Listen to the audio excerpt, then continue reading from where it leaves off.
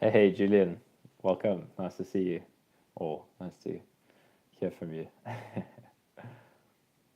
How are you doing?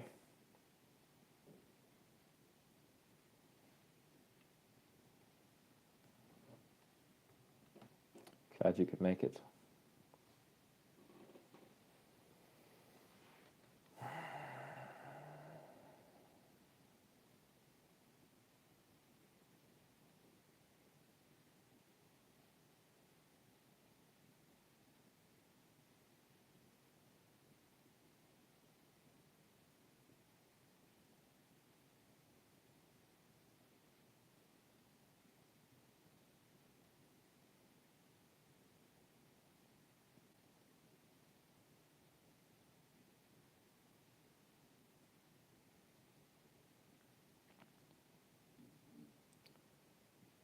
So this is the first one that I've scheduled.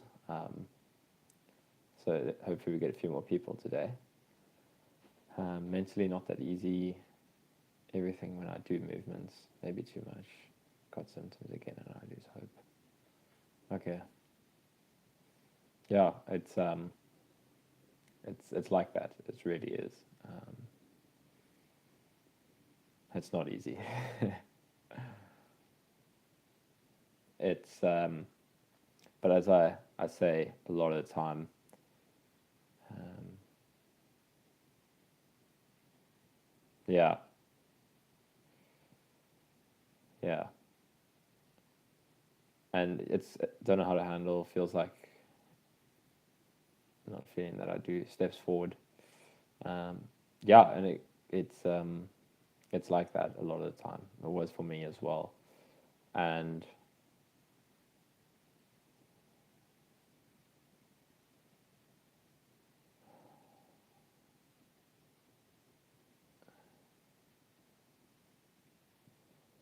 so in my experience, I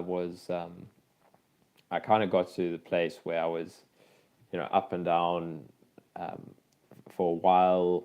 Early on, it was like super restrictive and not and avoiding anything that brought on symptoms. So it wasn't like I was barely leaving the house. I wasn't seeing friends, even just having a conversation with a person for like half an hour, 45 minutes would feel like too much.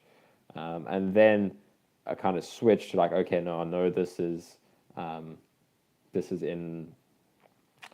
has got to do with just like fear responses, and it's not actually like a physiological cellular damage kind of thing. It's got to do with the beliefs and stuff. And then I tried to, okay, cool, I'm going to slowly start increasing exercise and put myself in challenging situations.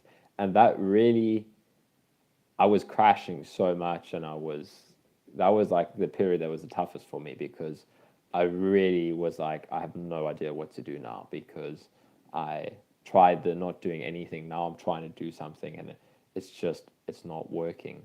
And I really had to get to that um, complete and utter breakdown before I was, because all the time when the symptoms came up, I was trying to get rid of them. When the uncomfortable stuff in the body, the uncomfortable emotions, when that came up, it was looking for a solution to get rid of it.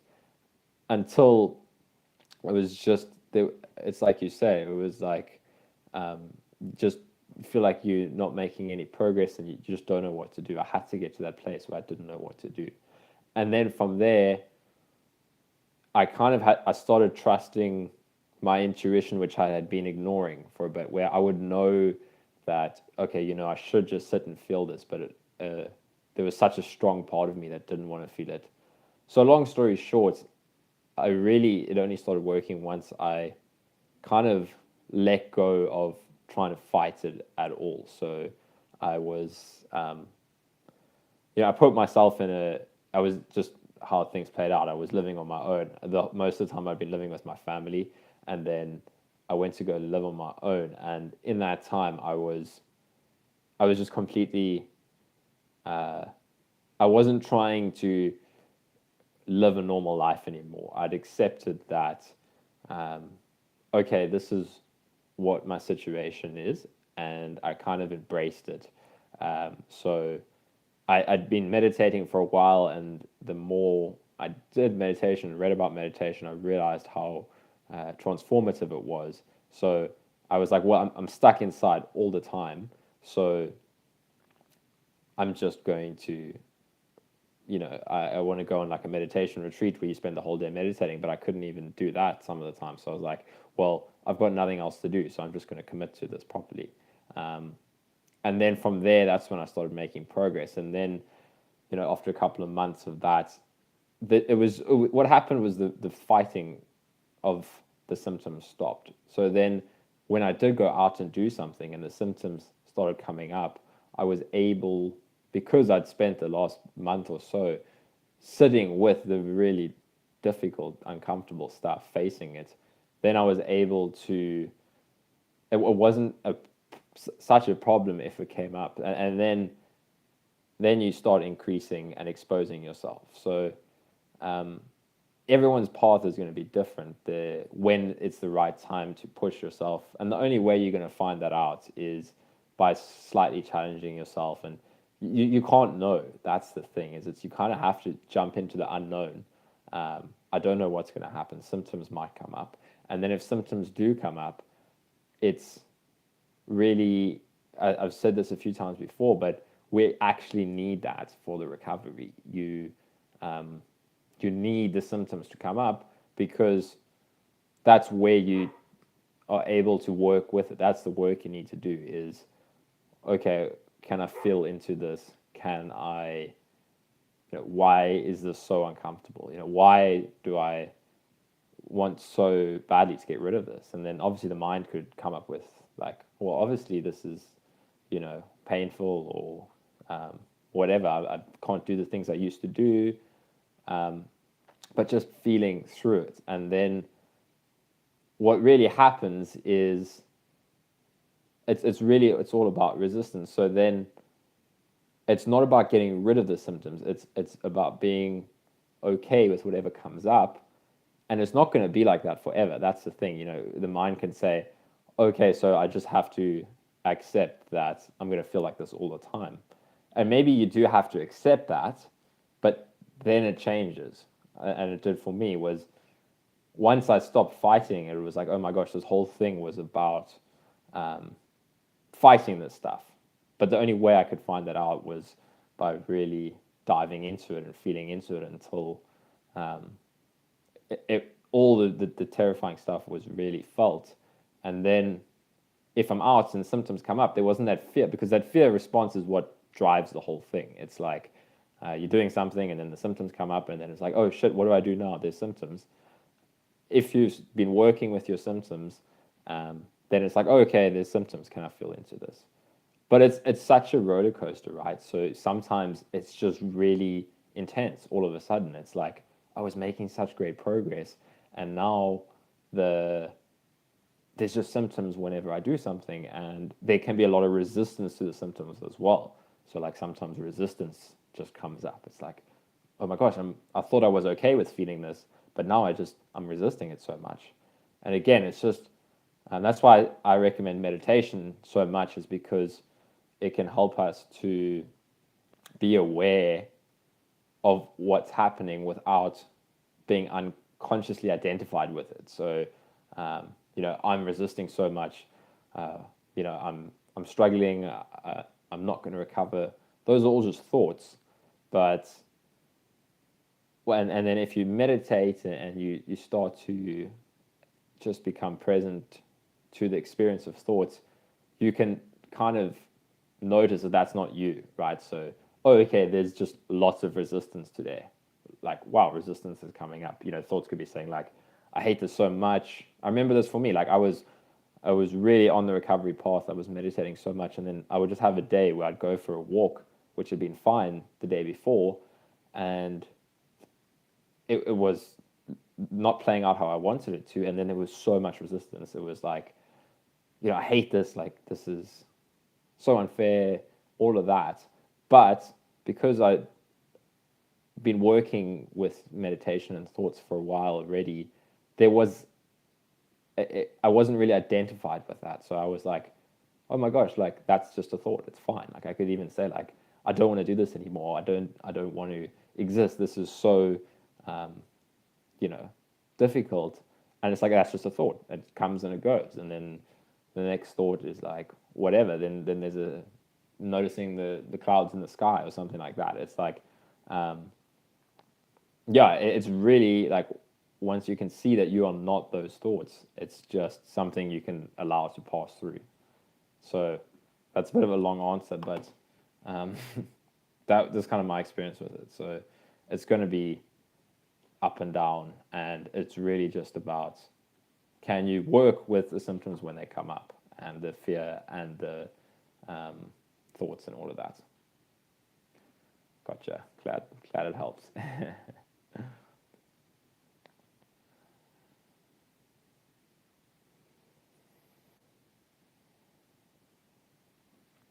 So see, we've got a few more people now.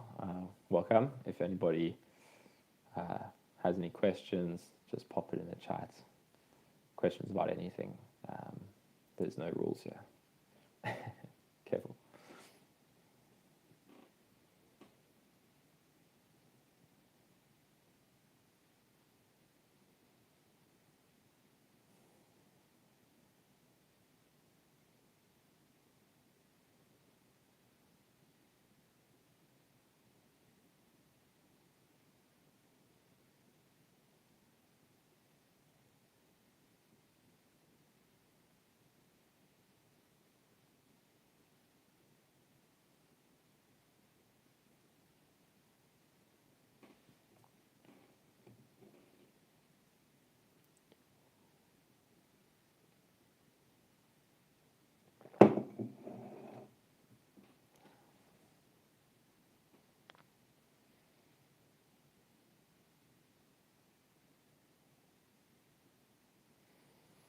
Yeah. So, Julian, what you said there, I think I have to practice meditation more, but sometimes feels like a work I have to do and it stresses me. Um, how did you handle this? Yeah, so that's a good question. And just I'll answer the first bit about meditation feeling like work and it stresses you. And I can really relate to that. It was like that when I started. It was like it was like sitting and trying to meditate, and then like, am I doing it right? There's so many thoughts. Um, you know, this is a bad meditation. I don't know how to meditate. And then next time you think of sitting to meditate, you like, as you said, you get stressed out. You don't want to do it because it feels like effort. So a few things to say there.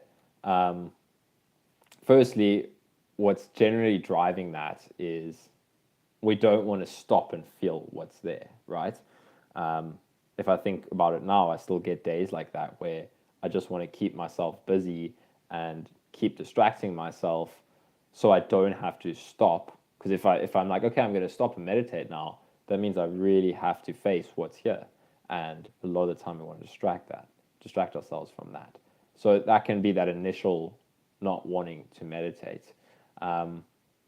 So first thing first, and this is something I remember journaling to myself, was I always, when I did finally give in, like, okay, I'm going to sit and meditate for, maybe I'll do a 10-minute guided meditation or a 20-minute guided meditation, just commit, okay, I'm doing this. Afterwards, I would almost always feel better. And I would journal to myself, like, whenever it feels like you don't want to meditate, just do it because it's just that initial resistance.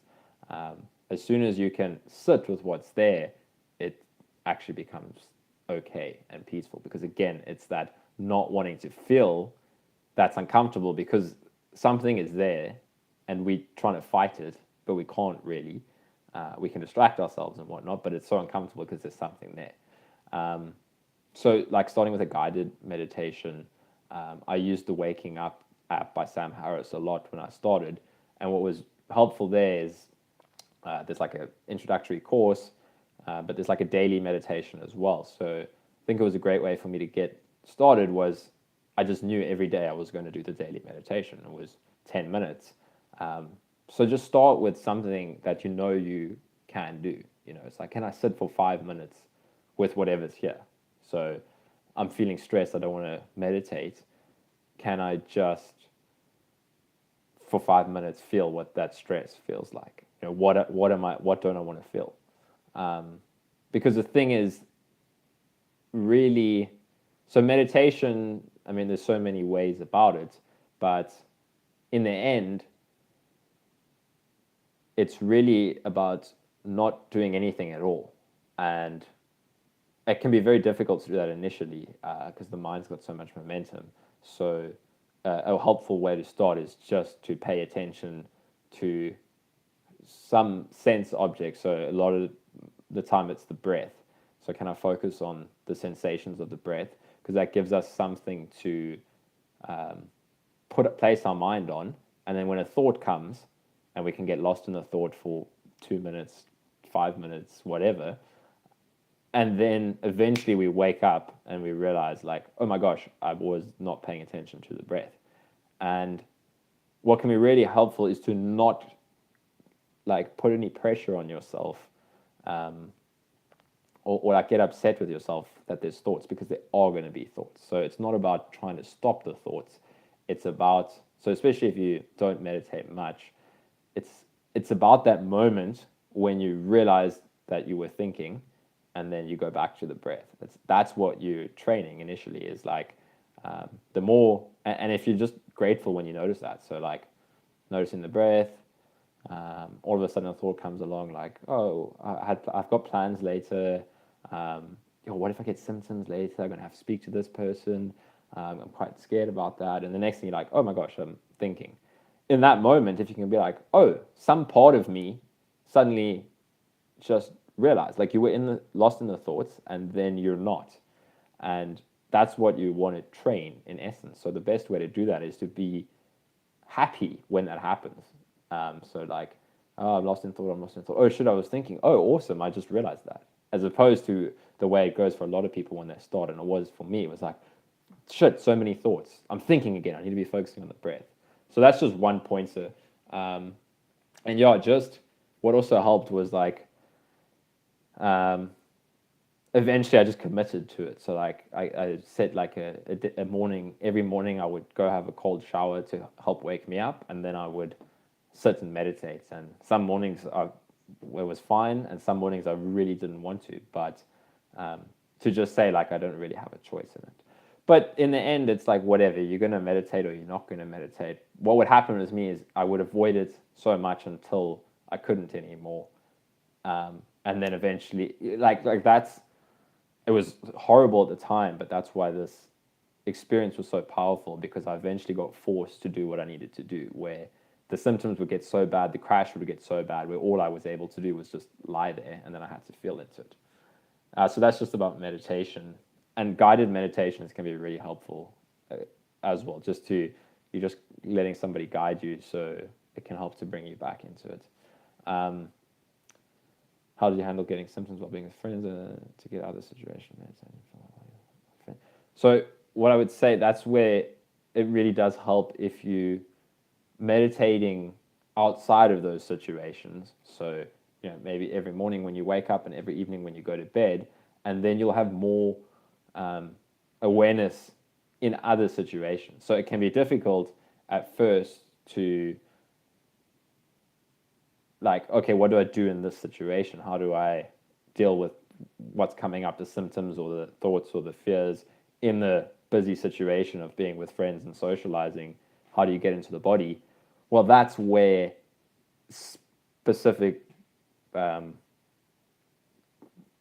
periods of formal meditation are so helpful. Eventually, you realize that there's no difference between, like, you can meditate in every single moment, right? You can just be like, you can just inquire into the present moment. But it really, I would say, is important in the beginning to meditate for 10 minutes and then keep increasing that. And then in those situations, it's going to be easier to, oh, okay, there's some sensations coming up in the body that feels like symptoms. Okay, can I feel into them? And then sometimes sitting afterwards is helpful, you know. So maybe you went out with friends and then it felt like you got overwhelmed with symptoms, and then you come home and then you're like, okay, let me just sit with what's here. Can I feel into what's here? Can I, yeah. And I remember, so just from my own experience, when that kind of thing would happen, I would sometimes be so like stimulated and, you know, because just interacting with somebody felt like such a out of my safe zone. And I would come back and I would be like unable to sit and meditate because I would just whatever. And then it's just, like eventually meditation can just be, can I just be with what's here? So like, can I just for 5 minutes just sit with what's here? You know, I don't have to have any agenda at all, but can I just feel? So yeah, and then you know when you're in that situation, I would just, yeah, I mean it's difficult. I would say it's really helpful to try and meditate when you've got the space to feel, and then you can bring that into those situations. So yeah, good luck with that. Rachel Thomas, welcome. Thank you so much for your videos. They're great. Do you have any plans to post any more guided meditations? The one you have on your channel of about 60 minutes is fantastic. It's been really helpful. I'm so glad to hear that. Yes, I will. I will post some. I think I will. Yeah. So that one I did just during a live stream, and then I put it up there. And I think the last live stream I did one as well. So I will edit that and probably post that, and maybe I'll record some out of a live stream just on my own. But I do enjoy doing them in a live stream because there's just a difference with doing it with other people, right? So maybe we can maybe do one at the end of this live stream. Once we're done with all the questions, we can do a guided meditation if anybody wants that. We can also do a just silent meditation. But I'm really glad you enjoyed that meditation, and yeah, I will do some more because I enjoy it myself. I mean, that's the interesting thing is, for example, with that guided meditation, I'm kind of leading myself there as well. So as opposed to if I'm just meditating on my own, when I was doing a few of those live guided meditations, it felt so much more presence, I suppose, because that guiding was guiding myself as well. So I enjoy it. It's great for me as well.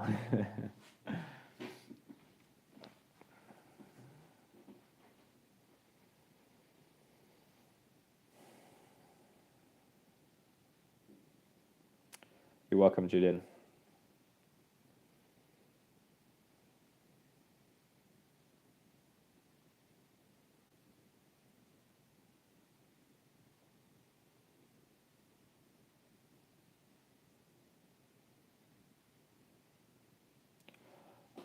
So that's a good question, Julian. Has there been a point where I knew I was going to recover, or did I have to fight with the thoughts every day? And I'll say it's a roller coaster, right? It's a lot of, oh, I've lost it. A lot of days like that where you feel like you're recovering and then you have a tough day. What eventually started happening is, as I mentioned, the more you can work with those tough days, and that's why I said the tough days are the most important days for recovery, then it's not such a big deal when they happen anymore. It's not like, oh, I'm crashing again, I've lost my recovery. It's like because you have become okay with being with the uncomfortable stuff, it kind of evens out, because it's like when we're having good days and then a tough day comes out of nowhere and it's so scary and whatnot, it's very like up and down like this, right? But once we start working with those tough days and feeling into difficult sensations, and as I said, welcoming it. It's okay, the symptoms can be here. Then it evens out, because if the symptoms come later on in the journey, when you feel like you're making progress and then you have a bad day again, it might initially, kind of like what I was saying earlier, I might initially start having those thoughts like, oh, shit, I'm not recovering. But then it's like, oh, wait, that's fine. Like, that can be there. That's just a thought. And it's quicker to accept, because it's like compounding. Every time that we start to change our reaction to the symptoms. So every time that you're having a tough day, and instead of distracting yourself, you sit for 5 minutes and just feel into what's there. Maybe you do that a couple of times. Eventually, it starts getting easier and easier to do that. So that's kind of how recovery, like the recovery goes, or I would say, eventually, again, it's like the symptoms come up, you feel into it, and then it's not a problem. You know, like even now, if I am exercising and suddenly I'm like feeling something, it's like it's not a problem. It's like, oh, okay, like there's no fear. What's this gonna mean? You know, where's this gonna lead me? So, but the only way to get there is to face the scary stuff. So yeah, it kind of eventually evens out. So for me, it was a lot of, oh, I'm getting recovered, and then, oh my gosh, this is so depressing and hopeless, because I thought I was recovered and now I'm not. But it's the hope of not having to feel the difficult stuff that makes those tough days so tough, because our mind creates this idea that I need to get to this place where I don't feel the bad stuff anymore, and then I'm recovered. And then when you feel the bad stuff, it's so disappointing, because we had this belief that we wouldn't have to feel that anymore. But that is the path, is through the difficult stuff. It's like there's no way out of it. It's through. It's into that, and then trust me, it's absolutely worth it. On the other side, it's incredible once you can just feel something when it comes up and not have to resist it. Yeah, so again, I wouldn't say fighting the thoughts. So even if you're having a tough day and the thought says like, oh, maybe I'm not going to recover, and it helps if we've done a little bit of meditation so we don't get caught in the thought, you can let the thought be there. Because a thought's only a problem when there's another thought saying that thought shouldn't be there. So that was a massive realization for me.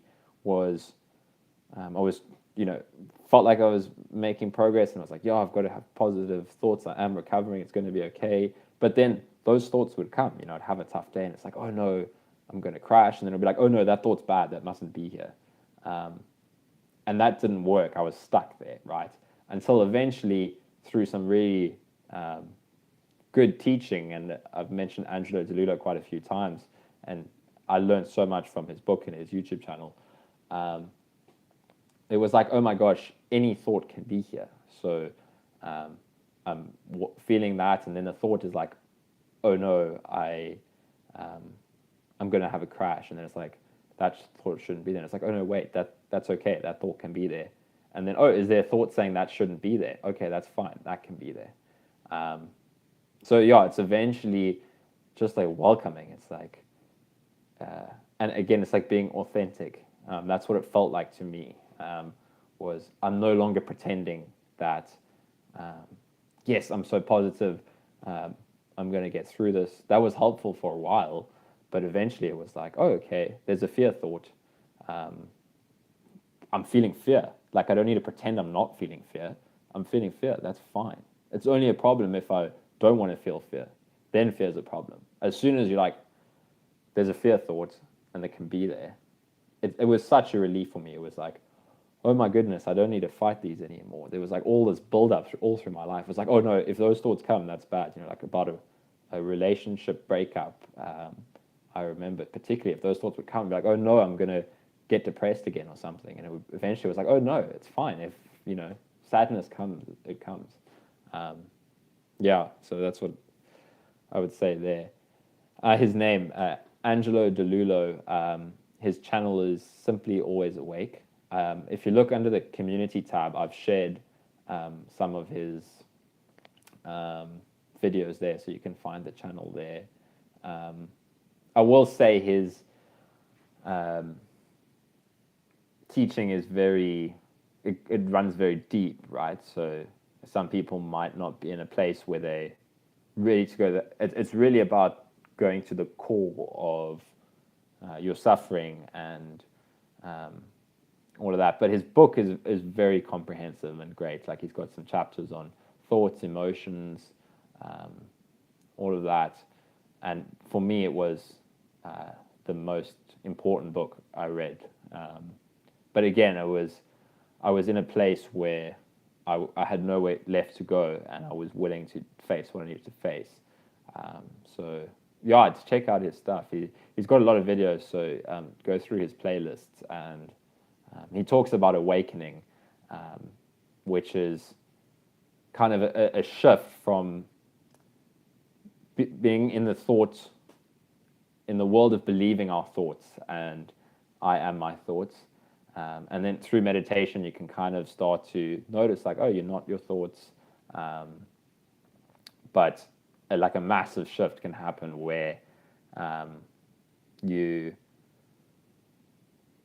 really inquire into your identity structures of this feeling of me, this separate. There's me. I'm an individual. I've got my own problems. I've got all of this. And once you start to kind of see through the thoughts, it's like, okay, well, all these thoughts are talking about me. Where is, like, can I find that experience of me? And yeah, so it's if you haven't had any experience with that, I don't know, it might not make any sense. But for some people, it really resonates. It's like, oh my gosh, this is like, for me, it was when I watched some of his videos and then I read his book. It was like, this is it. I was always looking for a way out, and everything failed. It just led me to the same suffering in the end. This is going to make me feel great, but nothing ever led to this lasting satisfaction. And then it was like, yeah, well, because there's a fundamental, there's a belief in a separate individual. Yeah, I haven't spoken about this much because I kind of do speak about it, but indirectly. So I haven't spoken much about it because it's quite a radical message if you're not interested in meditation or spirituality. But I highly recommend people check it out, because it's really about getting to the root of what's causing you to suffer. It's really about it's like, why am I suffering? Yeah, check it out. But his book's great because it's really comprehensive. Yeah. Rachel, did I meditate before long COVID? Good question, and not really, to be honest. I mean, I've thought about it, just thinking back to what my life was before, and I'd maybe tried a few times. I remember reading, like, when I was studying at university, that it could be good for my focus. And again, I always had this sense of anxiety, and like something was wrong with me, and just general, unhappiness or whatever. So I tried meditation, but not really. And then I started it maybe 6-7 months into my long COVID journey, once I'd tried all the conventional routes first. So doctors and supplements and diets and so many health checks and, like, what's wrong with me, all of that. And then eventually I remember reading online people with chronic fatigue syndrome. There was like one guy that said, when he was feeling symptoms coming on, he would sit and meditate for 10 minutes, and it would help so much. So I was like, okay, I got to try this. And it really helped. I was like, oh my goodness. So then for a while, it was very up and down of like, I meditate and then for a week I wouldn't, because it was like Julian was saying earlier, it's like you don't want to stop and feel into it. I'd rather distract. And then I used the Waking Up app by Sam Harris, which is really good because it touches on the deeper aspects. It's not just about stress relief and calming the mind. It's really about some of the. It's kind of what I was just talking about now with Angelo, where there's so many different ways to talk about it, but he talks a lot about no self, and it's this belief in a separate self that's causing so much suffering and whatnot. So, anyways, I used that app on and off for a while, and again, it was like, I'd meditate for a couple of days in a row, and then I would stop, and then eventually, as I said, I kind of hit rock bottom, and also what happened. So I got really interested in listening to more talks from meditation and spiritual teachers, and it was really powerful because it made me realize that there was this shift possible to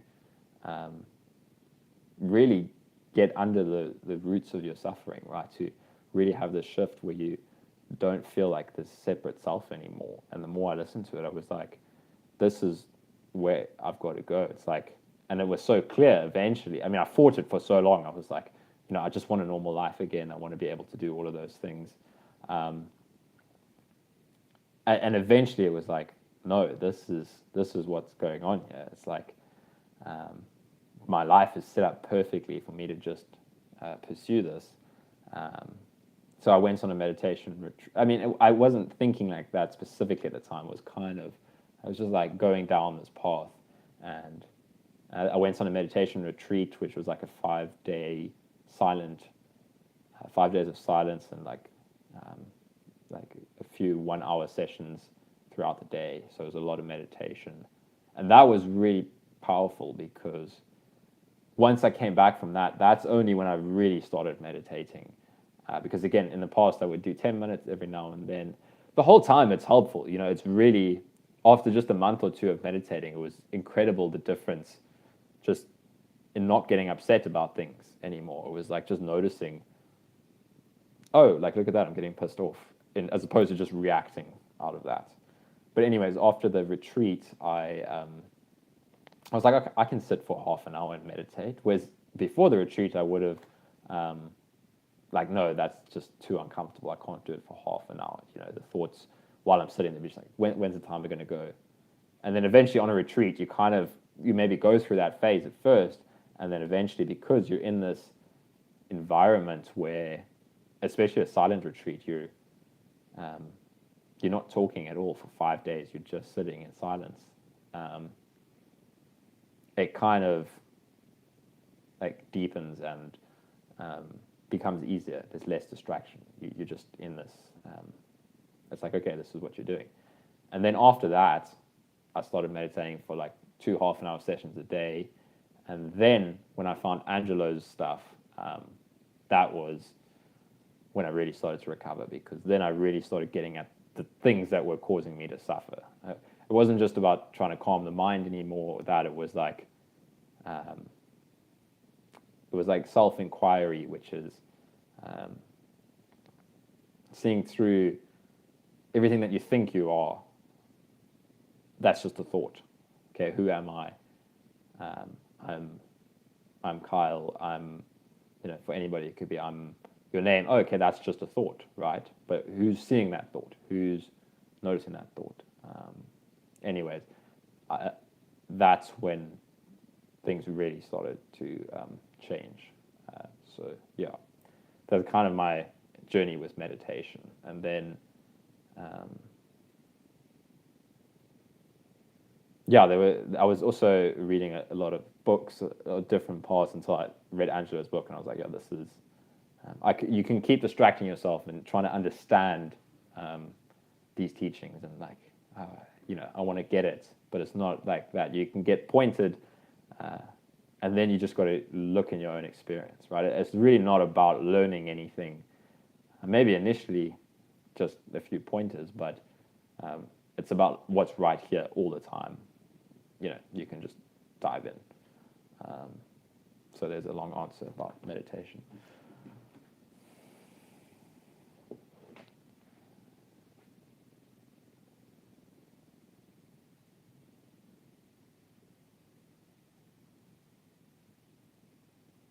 Yeah, Julian, that's why I completely agree. Like, I was forced to really face my shit, and again, at the time, there was a part of me that was fighting so much, and it was like the worst experience of my life for that part of me.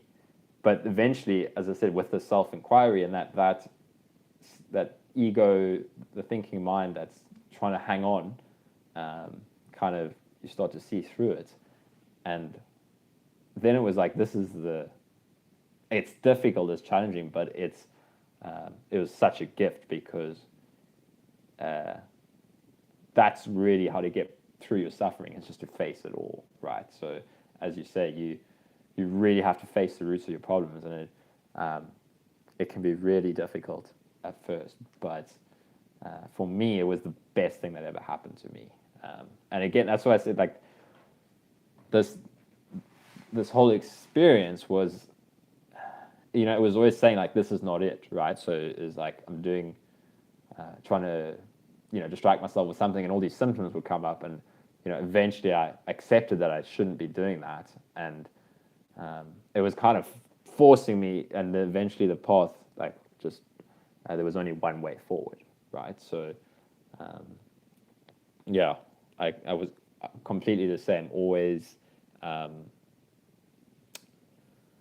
rushing. I remember before the whole everything started to get really intense after COVID. If I look at my life before that, it was like that. It was like I was running the whole time, right? Like I couldn't stop for 5 minutes to feel what was going on. It was like I literally remember sometimes like thinking of going to walk to the shops, and like, yeah, like I would prefer to like run there so I don't have to feel what's here. So that COVID was just another thing that accelerated me having to face my problems, but it wasn't the root of it. The root of it was all this repression that had been going on for years. And yeah, like you say, looking at Facebook instead of meditating. Like for me, that's why I said I had to hit rock bottom, because I kept on. I did that. I was exactly the same for so long until it got so bad. It wasn't so bad. It was bad for the mind, right? Because the sensations are so uncomfortable when you're trying to hang on in the mind. But this is how I'm seeing it from in retrospect. At the time, it was really it was really a lot of suffering, and eventually I was like, well, I'm either going to die or I'm going to face my stuff. And that was just the thoughts, right? I wasn't. The thoughts can get really extreme when I was really fighting it, but eventually I was like, I've been stuck in this house for like a couple of months. If I really want to get out of this, I know that meditation helps, and eventually I just didn't have a choice anymore, right? So that's, again, why those symptoms can be a blessing, because it's like you can keep distracting yourself, but it's going to get really uncomfortable. So, and it's sometimes like that, like you just have to, there's going to be a certain level of resistance at first until you can't anymore. So that's why it's like, okay, if I don't want to sit and meditate, I'm going to distract myself, and then it's going to get really uncomfortable until I sit and meditate. And it's like you say, it's a lot of fear. It's like, don't feel what's here.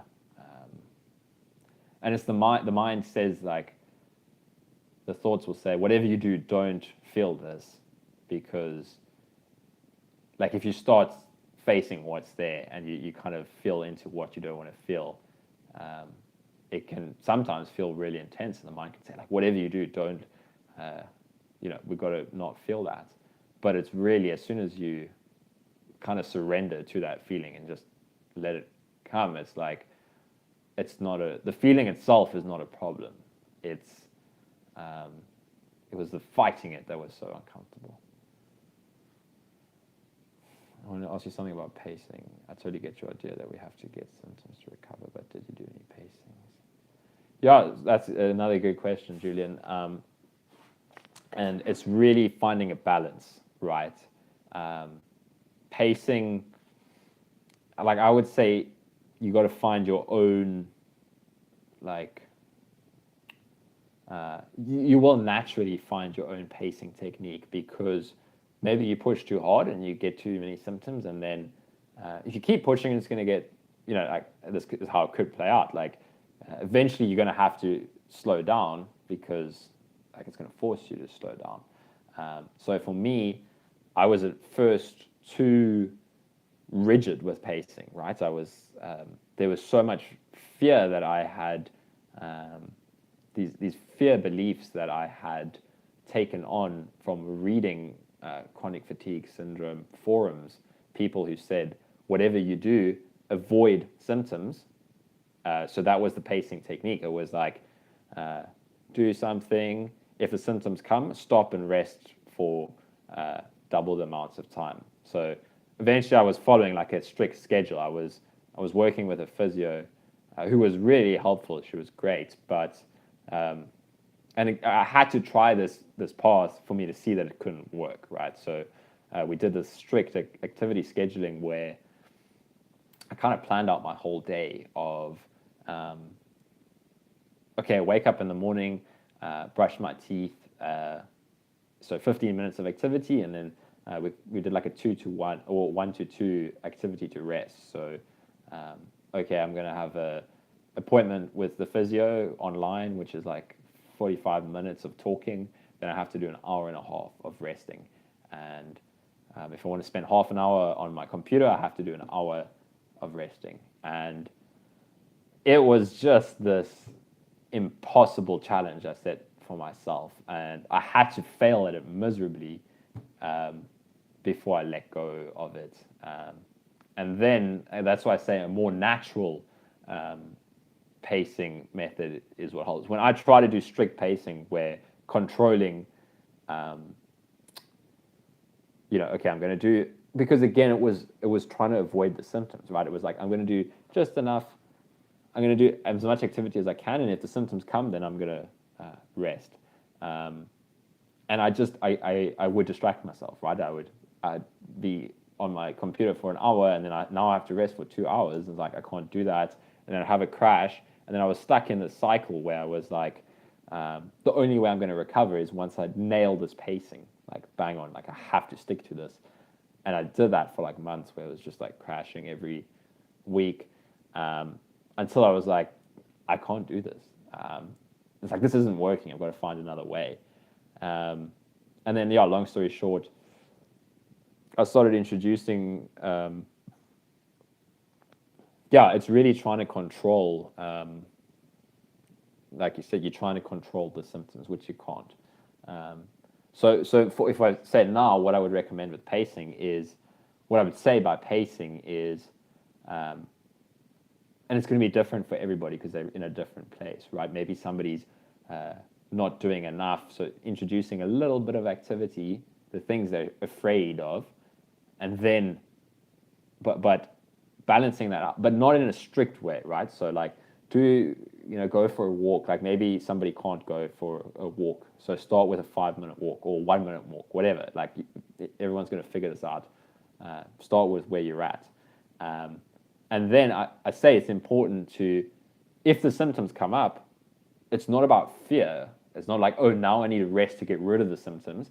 It's like, now I'm going to take the time to sit with the symptoms. So that's what I would say about pacing. It's like, it's not just throwing yourself out there and, I'm just going to push through the symptoms and, going to exercise nonstop. You can try that, and I did, sort of, and it was too much. So then I was like, okay, I got to slow down a bit. But the way I would recommend it to somebody now is, start where you're at, whatever feels like a small challenge to you. And then the pacing aspect of it is then allocating enough time so it can be meditation to work with the symptoms. That's the magic, right? It's working with what comes up. So yeah, it's going to be different for everyone. Maybe somebody can do this and that, and maybe they can go for a half an hour walk, and you want to bring on a little bit of symptoms. So do something that will bring on a little bit of symptoms, and then work with that. And you're going to find your own way, right? Like I was like, okay, I'm recovered. Like I had so many times, I was like, okay, I'm recovered. I'm gonna, and there was so much fear still. It was like, okay, like I can go for like a 20-minute cycle, and then I come back and have like a lot of symptoms. And it was like, okay, you're gonna find your natural path. You're gonna, again, you can keep pushing, and that's gonna slow you down, maybe. So I would take more of a just trusting yourself intuitively, but make sure you're giving yourself time to feel into what comes up. And again, if you're not giving yourself enough time, you're gonna get to the place where you need to. So that's the thing. That's what happened with me. It's like I just got pushed. Okay, that's not the path. Every time I veered from this path that I didn't know what the path was, but if I veered too far, it's like, no, that's not it. Come back here. Like I try to throw myself back into university and but start with one course, and it was like, no, that's not it. I could feel it's like I need to focus on what's going on here and be willing to let go of things. Like, wow, it's terrifying to just completely stop going to university when for so many years that was what I thought my future was. Can I let go of that and go where this is taking me, right? So there can be a lot of letting go as well. It's like that's this whole awakening process. It's all these identities that we have. This illness can take it away from us, and then it's suffering when we're trying to hold on to that identity. And then the whole awakening aspect is realizing that you were never that, and this is kind of showing you. So like for me, it was like, I never even thought about this stuff in the past. It was like, yeah, I'm just living my life. I'm exercising, and then I'm studying, and I've got a girlfriend, and I go out drinking with my friends, and I'm going to try and start a business to make money and be successful. And then what happens when this whole experience took away? I wasn't able to exercise. I wasn't able to study anymore. My relationship ended. I wasn't socializing. I was literally like, what am I now? And it was so scary at first because I was identified as those things. But life like stripped them away, and then it led eventually to a freedom of like, oh, I wasn't that. So again, that's where Angelo's teaching really dives into that deeper. Well, what is, if you're not any of those things, what are you identifying as, and what are you actually? Yeah.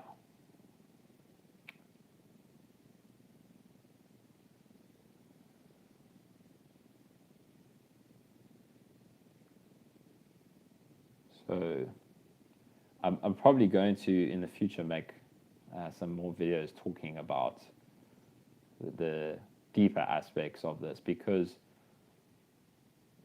in the end, it became no longer about recovery for me, because that was seen as just another. Yeah, there you go, Julian. Exactly what I was about to talk about. Did you also let go of your aims to recover? Like, I want to get recovered in 3 months or something. I still recognize those aims to get my whole life and work. So that's exactly what I was about to address, is eventually realize that this need to recover was another way of fighting what was going on. It was like, well, why do I want to recover so I don't have to feel what's here anymore? It was this imaginary scenario in the future where I'm just going to feel great again, and there's going to be no problems. And what's actually driving that is it's trying to pick and choose experience, right? It's like, these are the nice experiences, these nice emotions, and this part of experience is bad, and I don't want to feel it anymore. And I want to get to a place in the future where I only have these experiences. But those beliefs are what cause us to suffer, because experiences come and go. That's life, right? It's like the pain and the pleasure and the positive emotions and the negative emotions. Like, they don't exist without each other, right? It's like, there's the one and then there's the other, and it's like that. And then as soon as we try to control and make things a certain way, it's not going to work out, because there's going to be the difficult emotions, there's going to be the difficult sensations. And the path is really being okay with whatever comes up. We've learned that you need to feel good, but if you're feeling shame or guilt or depression or hopelessness, like, those are bad, and you need to do something to fix that. And it's eventually like being okay with anything that comes up. That's really freedom, because there's no problem anymore. It's like, oh, this is just a different flavor of experience. And it can be so difficult at first, right? Like, a part of us has learned not to feel those things. So there's so much habituated patterns that are going to come up when the things we don't want to feel are experienced, right? Then there's going to be the resistance patterns that play out. And then it's working with that. So eventually it was seen for me that, recovery is just a thought about trying to get away from what's here. It's the same as, thinking. It's like the mind will come up with all of these. The way the mind works is it gives you something to chase in the future, and then we're not with what's here, right? It's like, I'm going to be happy when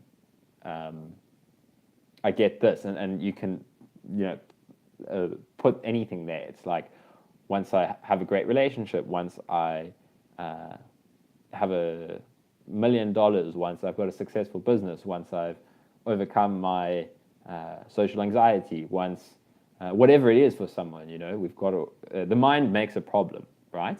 And then it puts a solution into the future, and then we chase that, and then we get that, and maybe there's a brief bit of satisfaction, like, oh, you win the race, you train so hard, and you win the race, and then it's like, and then it's gone. And then if you're really honest with yourself, it's like, did that solve my problems? And then what happens is, then it's the next thing. And then eventually it's like, well, hold on a second. Like, if I'm always looking into the future, like, I'm always doing that, and I'm not with what's here. And then it was the same with recovery. It's the same concept. It was like, well, once I'm recovered, then everything's going to be fine, right? Then, I wasn't happy before this illness, right? I can tell you that. Before this illness, I was thinking about, once I finish university, like life's not great at the moment, but once I finish university, then life's going to get great. Then life's going to start. Once maybe I wasn't happy in my relationship, so once I find a better relationship, and then I get this illness, and it's like, oh, if I'm just healthy again, then I'm going to be happy. And then eventually, that's why I say you got to go to the root of what's the mechanisms of mind.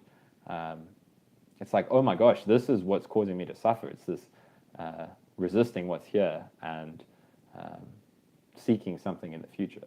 So, and again, it can be like, for me, it was like like I was fighting this. It was a process that was happening to me. It was like life was showing me this through intense suffering. right? It was like I saw it through. Everything was making me suffer so much, and that's why I said I would like every time um, again, I remember when I was, halfway through my journey, I was like, okay, I'm really like not living the life I was anymore. Now I'm gonna focus on.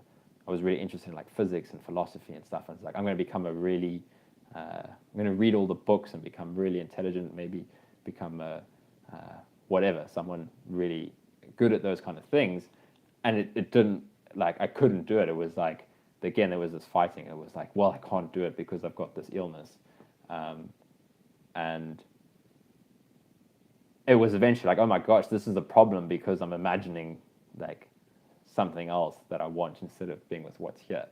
So eventually, this whole thing went beyond recovery for me. It was like, I know I can recover from this, um, but I know that I need to go beyond that. I need to go to the roots of what's causing me to suffer. This awakening thing that Angelo talks about. This seeing through um, the beliefs, and that's where I'm going. And what a great thing Angelo says is, if you think there's something that's going to bring you lasting fulfillment, and it's kind of depends on people's life situations, but pursue it, right? This is where authenticity comes in. So it's like, it was like for me, it's like if I think a recovery is going to sort out all my problems and I'm going to be like find lasting fulfillment from that. And again, this is kind of in this situation, it's kind of a surrender almost. It's like you can fight it until you realize that you can't do that. But say for somebody who thinks making a lot of money is going to make them happy, well, do that, and then once you've try to do that, and once you've gotten there, be honest with yourself, and then maybe everybody's on a different path, right? And then mine was very intense. And that's why I'm so grateful for it, because it was such intense suffering that I really had no choice. It was like all of those ways of getting out were taken away from me, and then it was there was only one way forwards. But it was like, oh, I know I can recover, and then if I'm honest with myself when I recover, it was like, yeah, I'm not. It doesn't solve all my problems. There's still these negative experiences that come up, and the only way is to really investigate, to dive right into the identity structures, the resistance patterns, and so if it feels like there's something else that's going to sort out the problems, like be honest with yourself. Like, it's really authenticity is so important. Like if you feel like there's something, like even for myself, it was like, I know I kind of have to recover before I'll be willing to accept that like recovery is not the end goal, because I knew it, and I knew a part of me knew. I was like, I think I'm going to recover, like I'm on the right path, but I knew, I was like, but if I'm authentic with myself, it's like, well, let me recover and be able to do all those things, exercise, and the mind had so many ideas of what I'm going to do when I'm recovered, because it's just this illness that's holding me back. Once it's gone, life's going to be great. And then you recover, and then there's still, it's like, I can do whatever I want now, but there's still this suffering to address. So that's a little bit of the deeper stuff that I don't talk about much, but it's I want to focus on it. Rachel, your videos made me realize I'm always trying to fix things, manage things, sort things. I think some of that goes really helped and made me realize how exhausting it was. That's it, Rachel. That's exactly what I'm talking about here. That's what's so exhausting is, and it's not. It's all of us, right? It's how the mind works. It's a collective, like human. As part of becoming individual human, right? We develop, we get identified in the mind. But this is why I want to talk about this, and there is a, most people don't even realize this unless you dive into spirituality and you read Buddhism or Zen or one of those paths. There is another way, right? It's like, so many people just accept this life of, desperation of, I'm not happy, but something is going to make me happy eventually. And often the first step is just being honest with yourself that you're suffering, right? That's what Angela often says is the first step of the awakening process is being honest with yourself that you're suffering, because most of us pretend that we're not, right? It's like, no, I'm fine. Life's not good at the moment, but it's I'm not suffering. And once you realize, oh my God, I'm suffering, and everybody's suffering, then you can address that, right? Then it can be like, it's all this fixing, managing, controlling. It's the separate, this ego structure, the self. There's lots of terms for it, but it's a belief in a separate individual that can control experience. There's me, and I need to make life the way I believe it is. And again, we accumulate these beliefs as we're growing up. So but suddenly you have all these beliefs, right? It's not like you chose them. It's not like at each stage of your life you're like, okay, now I'm going to believe this. It's like the conditioning from growing up, and then you all these beliefs are keeping us stuck. It's like, no, I must feel like this, and I mustn't feel that, and I need to do this, and I mustn't do that, and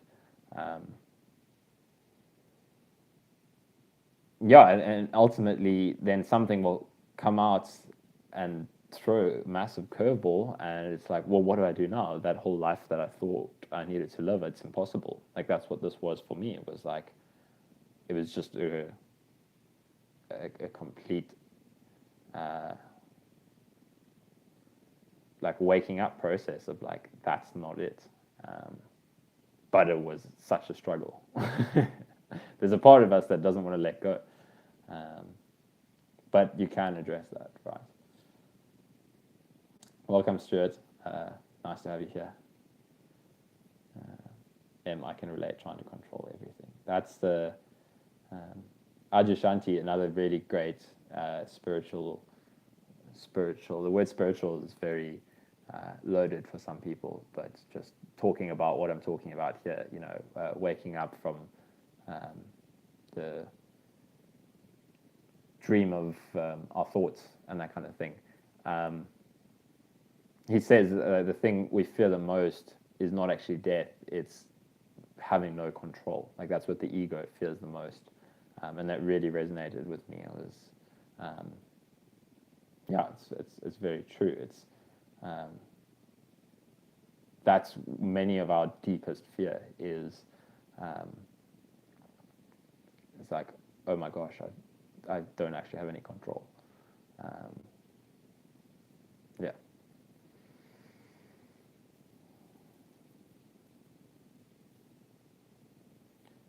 Hey, yeah, I mean, that's where I started as well. And I think it's, especially all of us that, live in this modern world, we're going to start there, right? You're going to start with research and, as you say, pathology and, figuring out what's going on. And I did for ages until it was a dead end, right? And so I think we're all going to start that. You kind of have to exhaust all those options. I mean, it's obviously different for everybody, but I think that's going to be the case for a lot of us. Is you start there, and it doesn't work, and eventually, it just kept on letting go. Okay, it's not that. It's not that. It's not that. Until I realized that there was something bigger going on here. It was like, I can address my suffering here. It was it's like, oh my gosh, I can see what's been making me suffer all this time. Like before this, it was always resisting things and trying to control, and it was like, oh my gosh, I'm learning or realizing all of this through this process.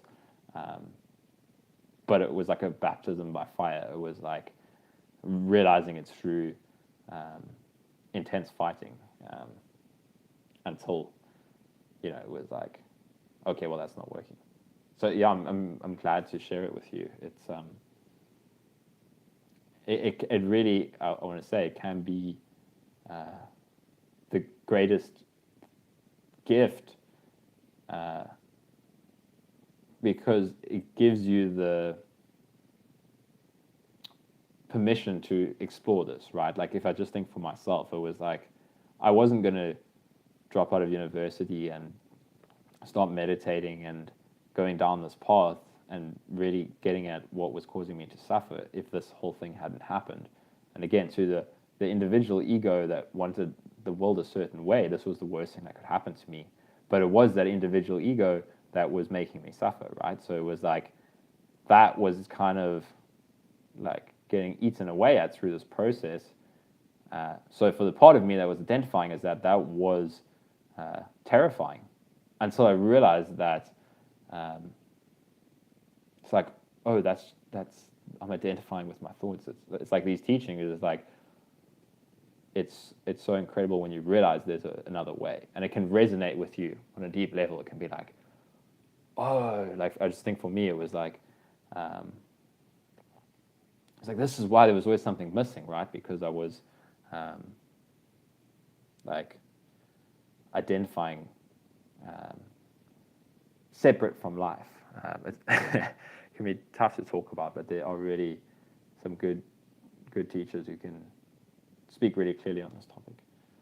But yeah, it can be a very powerful journey. If, and again, it's like this is kind of just going to play out how it does. You're going to fight it until it becomes, like for me, until I embraced it.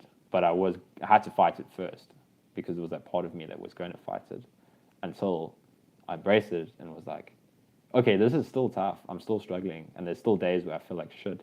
But I know that this is the best thing that's ever happened to me. It was like a way out of a life of just seeking for the next thing that was going to ultimately disappoint me. Like, oh, then I start my career and it's not how I expected it to be. Yeah. Hey Stuart, I see others recovering using so many different ways. It's hard not to chase them. Yeah, it's a part of it as well, where we kind of, there's just a part of us that is going to try to replicate somebody else's story. Like it was like that every time I watched a recovery story. I was like, okay, like that person recovered. How do I do what they did? So and that's kind of just natural. There's going to be that part of us that tries to. It's that part of the mind that wants like a path. It wants a structured method or plan of like, this is how you recover. You do this and this and this. It's not really like that. It's it can't be. I mean, again, everything's different for everybody, and that's the point. Is for me, it was letting go of that fixed path to recovery and working with what's here. So it's a part of it, right? It's like it's really, there's a part of us that's going to be like that, but it's really important to realize that everybody's journey is going to be different.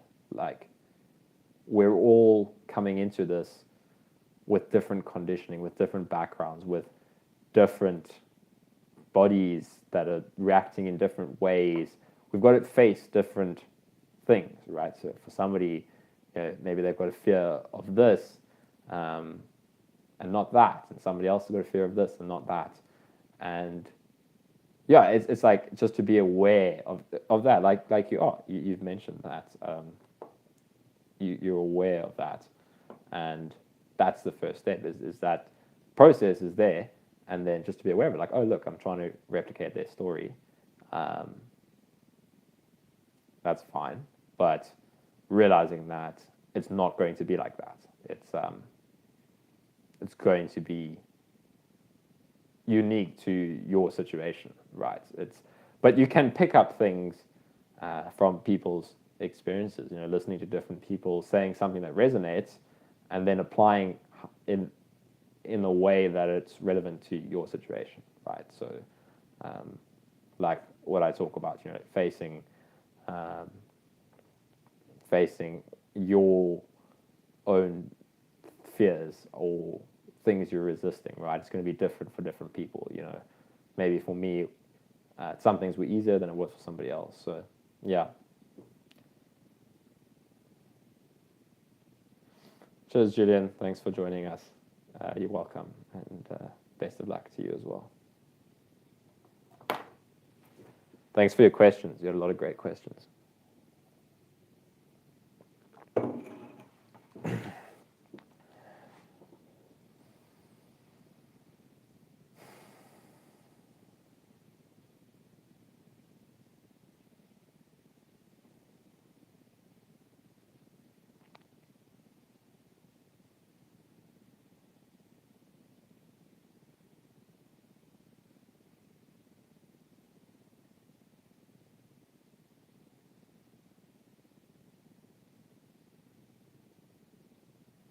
All right, so we can go for a little bit longer.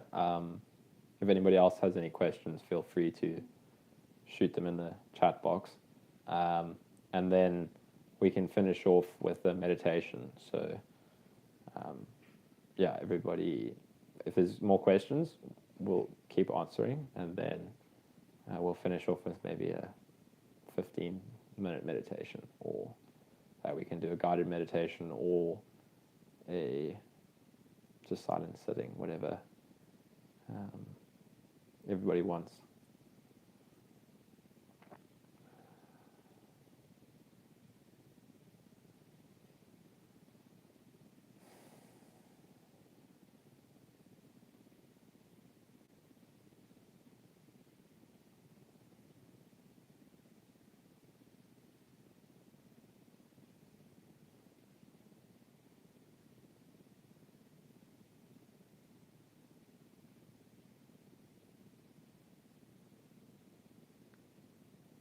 But just even right now, like if you're watching this and thinking of asking a question or something, like this is what I'm talking about, is can I just stop for a second and feel into what's here right now? So just for a moment, just drop the past and the future, and just feel into what am I feeling a little uncomfortable right now? Am I feeling a little stressed, a little rushed? Maybe you're feeling calm and relaxed, just like, okay, can I just sit with it for a bit? Just stop for a second or two. Like me, I've been answering a lot of questions now, and I can feel up in my head a lot. So what's going on in the body? A little bit of tension in the chest. Is there resistance to that?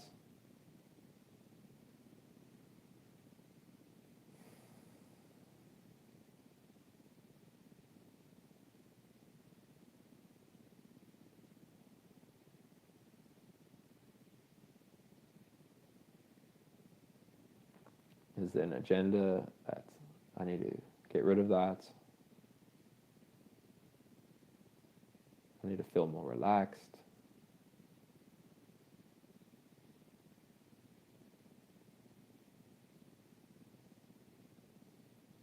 Just stopping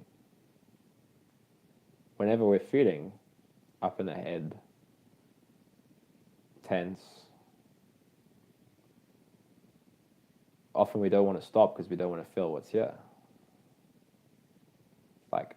I'm rushing on to the next thing because I don't want to feel what's here.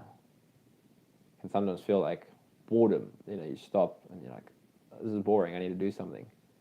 If you dig a little bit, it's what is boredom? It's while you're sitting and then you get a little uncomfortable and then you want to do something to distract. So can you just, what don't I want to feel? Why is this? Why do I need to distract? And again, just be honest with yourself. It's like, well, I'm feeling uncomfortable. I'm scared of this feeling. I don't like it. I'm scared that it's going to lead to other symptoms. I'm scared that it's going to lead to a crash. Okay, I'm scared. What does that feel like? Maybe there's part of us saying, I mustn't feel fear. It's dangerous. It's bad. Well, that's still fear, maybe.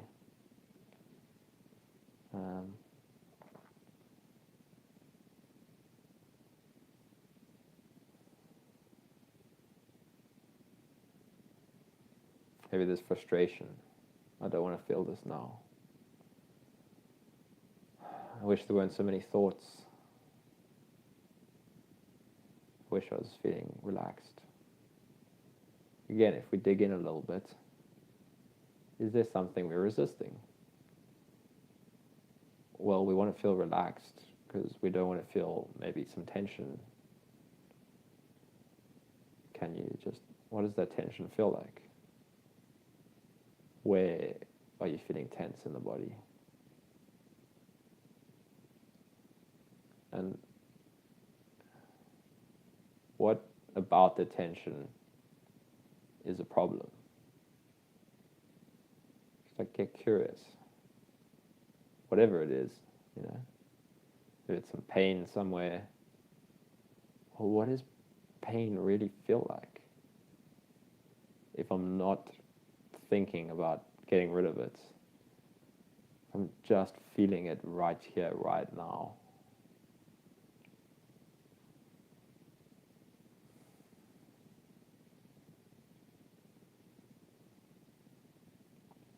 Maybe a thought comes up. I don't want to feel this.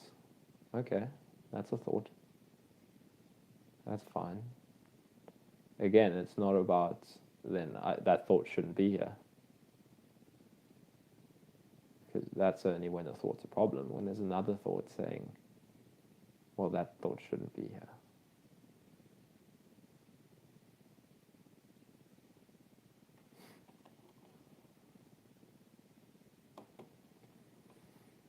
So there was a little bit of a guided meditation. Just, as I said, you can just stop and lead yourself there at any time. So I see we've got some more questions here.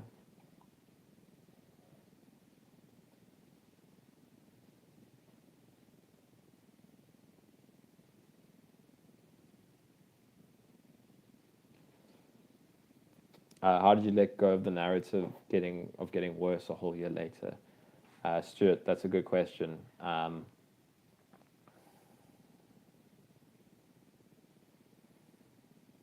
So, as I mentioned before, meditation is really helpful because it creates that space between the thoughts and you. It's like that's a thought. It's when we're caught up in the thoughts that we're really struggling. We're believing the thoughts. So just, meditating, as I mentioned before, we can then, when those narratives come up, it's just a narrative, right? It's not, it's just a thought. A thought can say anything. But again, it's when there's resistance to it. So this narrative is bad, this shouldn't be here. What's associated with the narrative? Can be fear. Can I feel the fear? And then, as I was mentioning earlier, there's meditation, and then self-inquiry is really powerful as well, because it can lead us to seeing that we're not the thoughts, right? So it's more getting right at the roots of stuff, right? So meditation, you could say, is like a passive approach, but there's many different ways to meditate. And self-inquiry is like using the thoughts to see through the identities. So like a quick introduction to self-inquiry practice is just, and it can help to do this while meditating, or just, maybe sit for like 3 minutes, whatever, like a couple of minutes, just relax the body, relax the mind.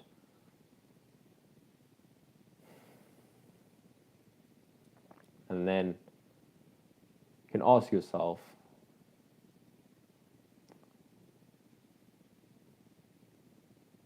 who am I? And then notice a thought as a thought, because that's what comes up, is thoughts.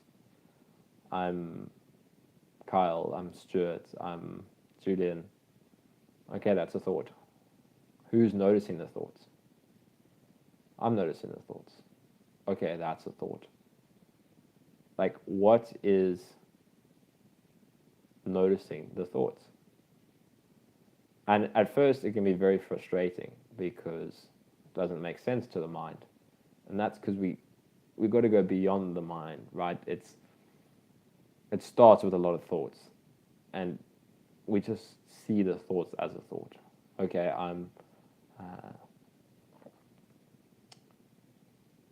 this is frustrating. I don't get it. Okay, that's a thought. Who's seeing those thoughts? I don't know if I'm doing this right. What am I looking for? That's a thought. Whoa, there's so many thoughts. That's a thought. And keep doing this practice of investigating the sense of you. Where are you perceiving the thoughts from? Where is the one that the narrative is about? So if we're talking about the narrative of getting worse a year later, okay, that's a narrative. Who is the narrative about? Where am I seeing this narrative from? And can you feel, it's not about the thoughts, it's about noticing the thoughts. Where you're noticing the thoughts from. And can you just, again, it can, I remember when I started this practice, it was a lot of thoughts of, I don't get it, I'm doing this wrong. But you just keep coming back to it, and eventually those layers of narratives and identities start to drop away every time it's seen as a thought. And I would say meditating and doing the self-inquiry practice is so powerful. And I highly recommend Angelo DeLullo. He's got, that's where I started doing this inquiry practice. He's got a whole playlist on inquiry and awakening, which is, again, it's realizing that you're not those thoughts, and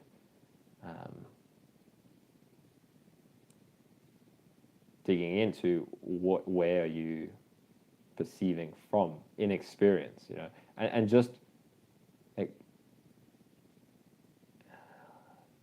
getting into that feeling of I, okay, so it's about me. Where am Where am I seeing the thought from? What does that feel like? What does the thoughts feel like? What are the thoughts made out of? If a thought comes, I've no idea what Kyle's talking about. That's a thought.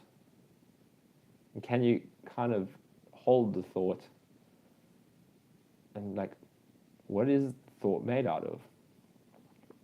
Feeling it. Like, what does it feel like?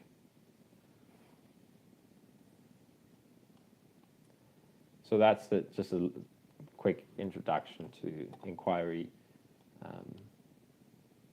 and it's very helpful.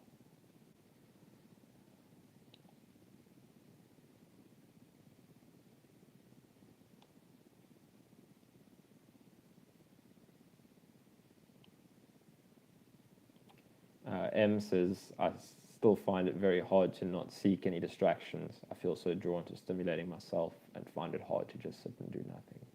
I know the answer is to just do it, but do you have any tips? That is, as Stuart says, setting a timer and starting with just a few minutes. It's a great way to start. And then why are we seeking a distraction? So when you're feeling this, so you thinking of sitting and doing nothing, and then you're like, no, I don't want to. Okay, notice that there's something you don't want to feel. And then like Stuart says, set a timer for 3 minutes, and can I explore this? Can I feel what don't I want to feel? So I'm sitting here, and then I'm like, I need to do something else. What triggers that, right? It's a sensation, maybe. It's what often happens if I've explored this for myself. It's something that feels uncomfortable, and then for me, I pop into the thoughts and then grab onto a thought. So it's like I'm sitting here, and it just happens. It can just happen. Like, oh, this is uncomfortable, and then there's a thought of like, you know what, I feel like watching some TV. But I jumped into that thought because there was something I didn't want to feel. So the best way to start is to do something that you know you can do, like 3 minutes. I can sit here for 3 minutes. I'm not going to die. And then the more you do that, the easier it becomes. And sometimes you're going to distract yourself, right? That's okay too. That happens with me a lot of the time is distract until a lot of tension builds up, a lot of discomfort, and I know I've done it enough times, and this is sometimes what needs to happen, is that distracting myself only makes it worse. But it has to sometimes play out, because I can say all of these things, but it only really clicks once you experience it yourself. So I can, for me, I could say, like, a meditation teacher says, if that just uncomfortable feeling is there, distraction is going to make it worse, but sitting with it is going to feel better. And I can keep distracting myself. Maybe I want to watch some TV, maybe I want to go on Twitter, maybe I want to play a video game, whatever. And then after I've done with that, is that feeling still there? Yeah, and sometimes it's built up a little bit more because I'm pushing against it more. Until eventually I'm like, okay, I'm going to sit with this, and that's the only relief, because the more I distract, none of those things work until I accept that thing that I'm pushing on, and then it's not a problem anymore because it was the resistance to it that was uncomfortable. But you sometimes have to find that out for yourself, and trust me, I've distracted myself a lot. So start with something you can manage.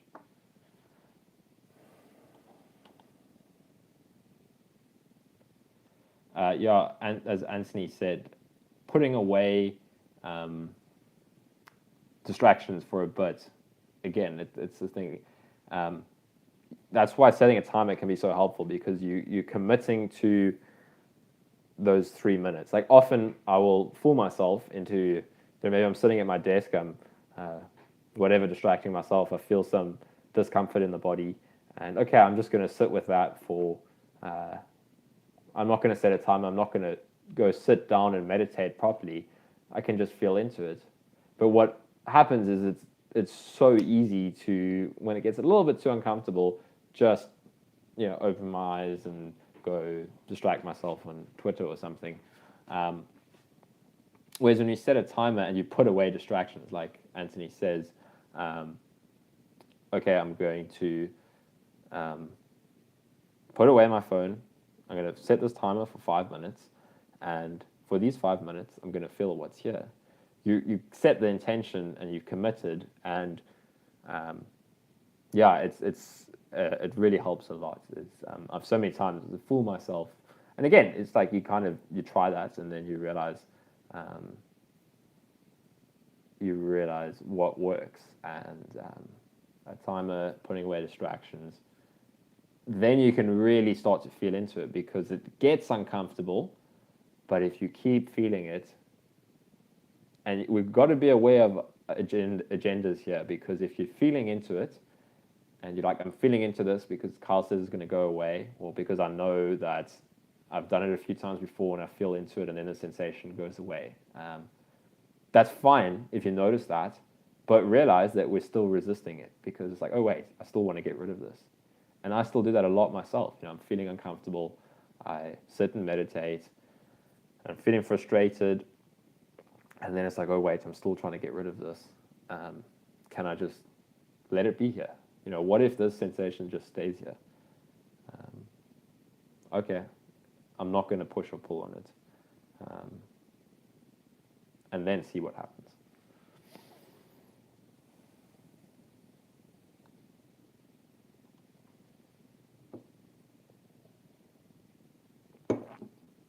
Hey, Aaron, welcome. Nice to see you here. Oh, I'm doing great, thanks. How are you? Yeah, Eckhart Tolle is a great teacher as well. I've heard a lot of good things about. I actually haven't read any of his books, but Angelo talks about him a bit, and apparently his book, The Power of the Now, is a great introduction to like the first realizing you're not your thoughts. Right? I haven't read the book myself, but I've heard a lot of good things about it. It's a really good, powerful book, very powerful book, and great for somebody who is new to this. I've heard it recommended as a good place to start. A lot of people is like that's their introduction to this awakening, getting at your suffering path, the whole process. Yeah, Eckhart Tolle is great. Adyashanti, he's really, really good. And Angelo is very good as well. Stuart, when I stop and feel, I notice how much tension I'm holding in the body, guarding, etc. Exactly. It's always like that. That's we often don't even notice it, right? We're rushing from thing to thing, and we're so up in the thoughts that we're not even aware of what's going on in the body, but we're just like, oh, yeah, I need to do this, I need to do that. And then if we stop and feel into the body, like, oh my gosh, I'm really tense right now. Can I feel that?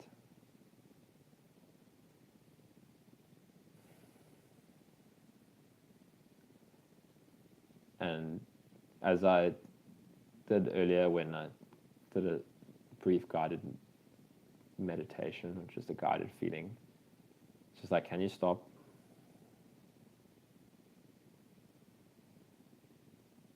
can you feel what's going on in the body? Can you relax the body a bit? Just any obvious areas of tension, just relax. And again, notice if there's something you're pushing on. Is there, especially if I'm saying relax, is there something that we're trying to get rid of? Like, this tension in my chest I want it to go away.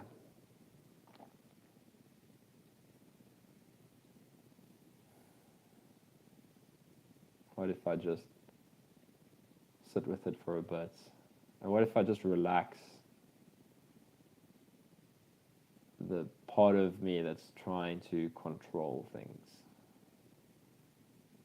What if I just kind of let things be just as they are?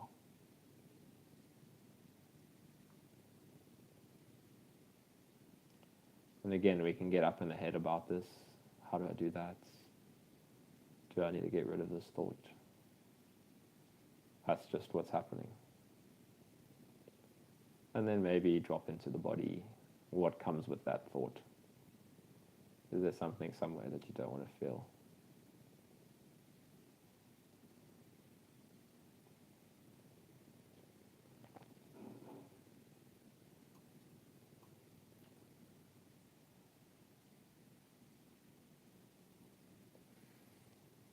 Cheers, Em. Thank you for joining us. Thanks for your questions. Yeah, see you at the next one. All right, so I think we can do a bit of a longer meditation to finish things off. So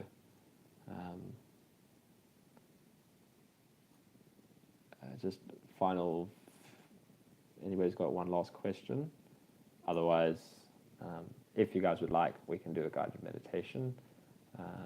Otherwise, I can set my timer and we can sit for like 15 minutes and we can sit in silence. So whoever's still there, let me know.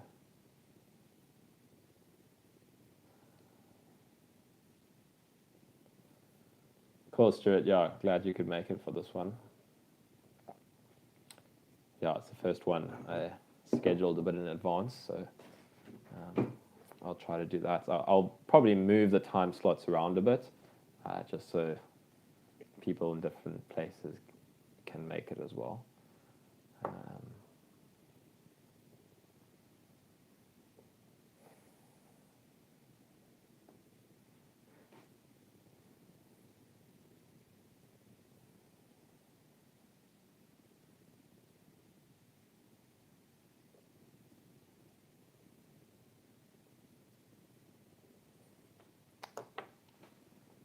I'm glad to hear it, Erin. What time is it there? Where I am, it is 7:45 in the evening. So yeah, we've almost been going for 2 hours already.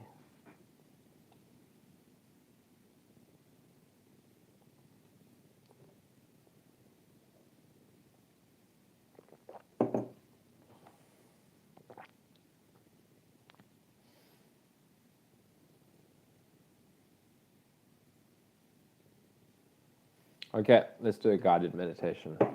I enjoy the guided meditation because I can help. It helps guide myself as well. It just leads me as well. So, all right, let's start. So you can start by maybe just taking a deep breath.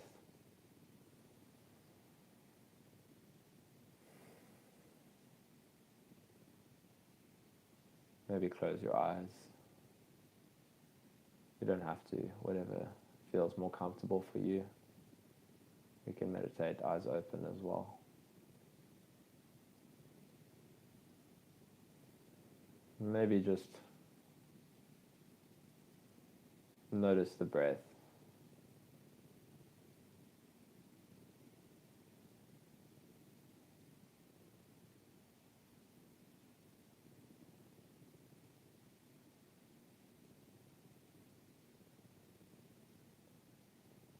Notice the sensations that come with breathing. The rising and falling of the belly, of the chest.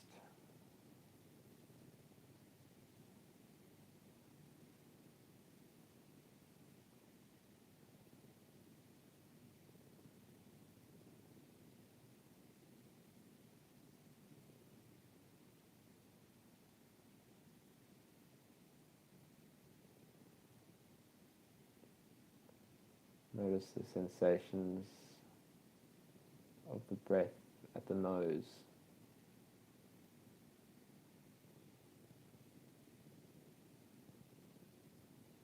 And just feel where it feels most prominent to you, whichever sensations are calling you. Just let attention rest there.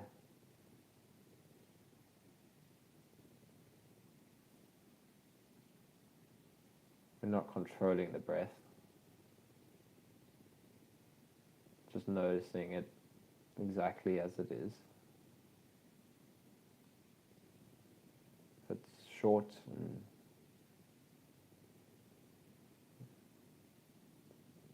not deep, it's fine. Just feel, what does it feel like?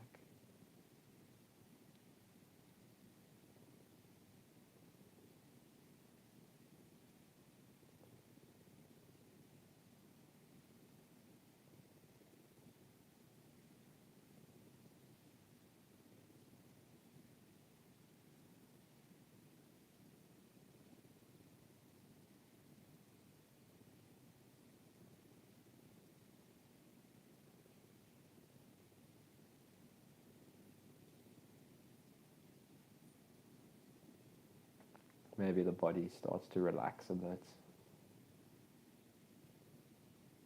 Just feel again if there's any tension anywhere. Just let attention rest there.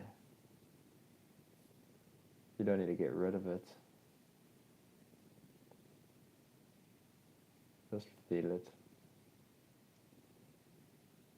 Can you try to feel it from the sensation itself?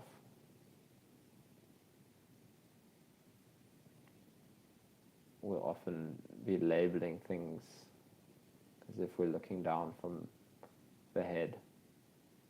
But what does it feel like inside the sensation? Can you feel it from all directions? As if attention is in the sensation itself.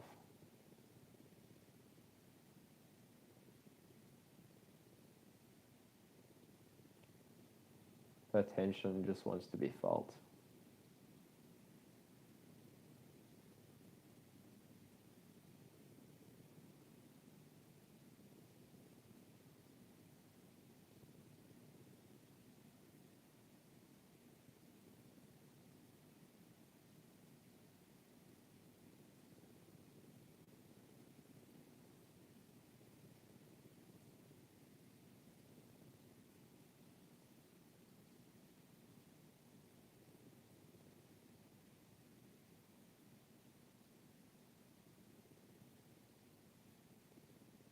If thoughts come, that's fine.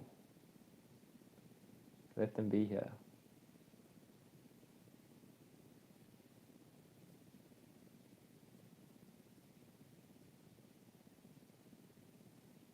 Give them a warm welcome. You're welcome to. There's enough space here for any experience.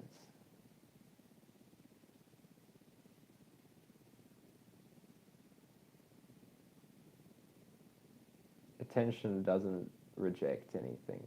Experience doesn't reject anything.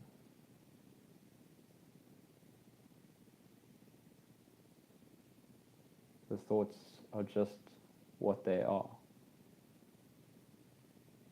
just what's here. No need to do anything about it.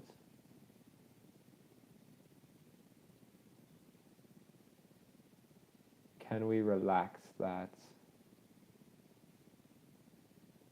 need to do, to manage, control? What if just for these moments while we're meditating, we just rest? We do so much of that throughout the day. Now we can just be with what's here.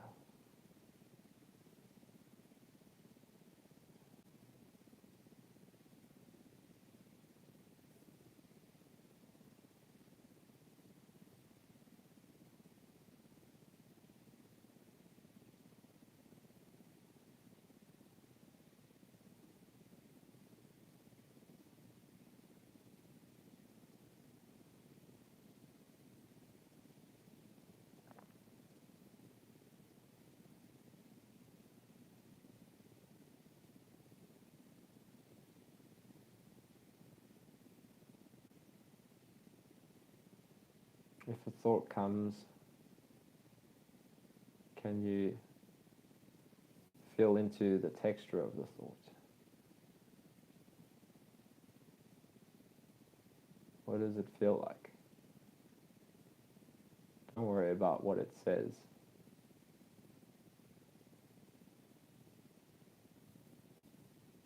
What is it made of?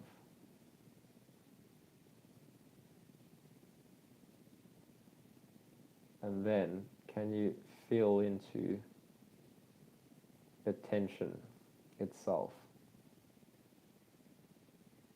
It feels like there's something noticing the thoughts. What does that feel like? What is the sensation of it?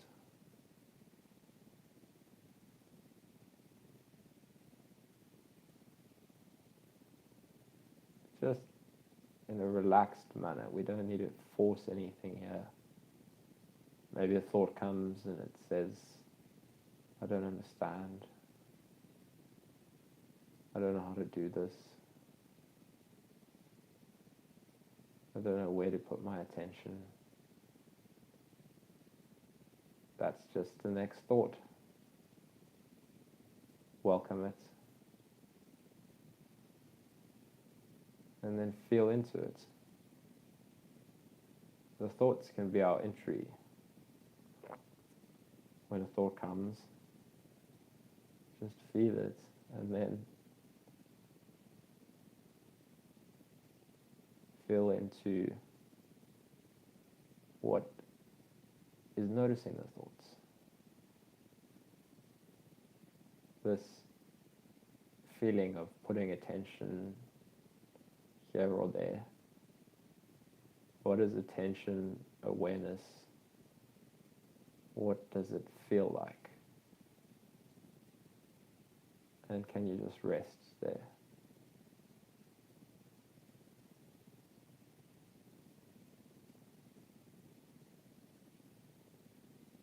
Really, meditation isn't about doing or adding anything to experience. It's about stopping and resting back into what's always here. But like a sky on a stormy day, we sometimes can't see. There's so many thoughts that we get so lost in the thoughts, And then when we sit and meditate, it's just feeling what's always here, what's always noticing the thoughts, what feels like you, and can you just rest as that?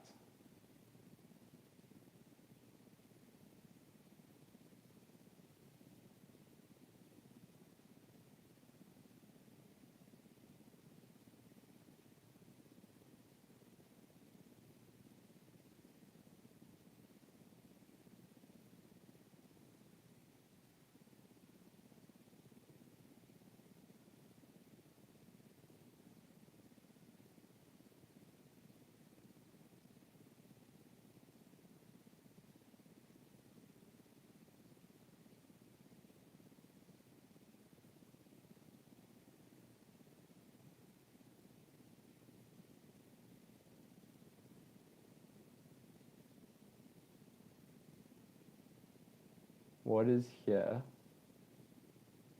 if you don't refer to the past or the future?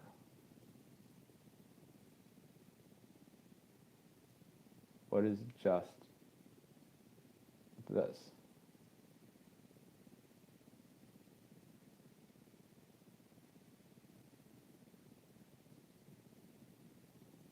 And if thoughts come, that's fine. But what is here before a thought? What is making the thought?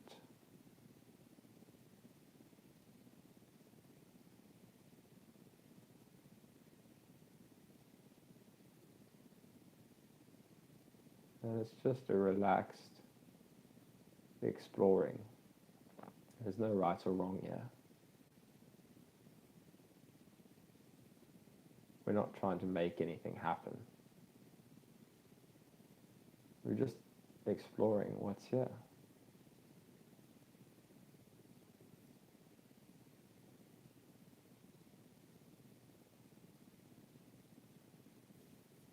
All the thoughts are about me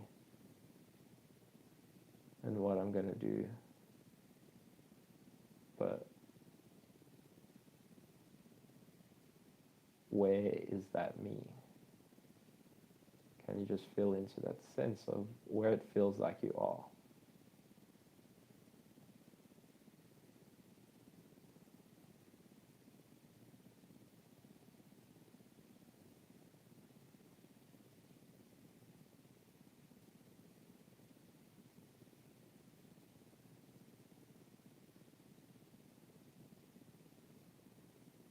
And then just be alert for the next thought.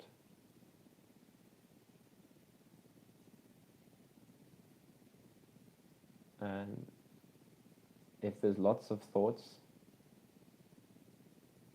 and this isn't making any sense, then that's fine. Let attention be in the thoughts.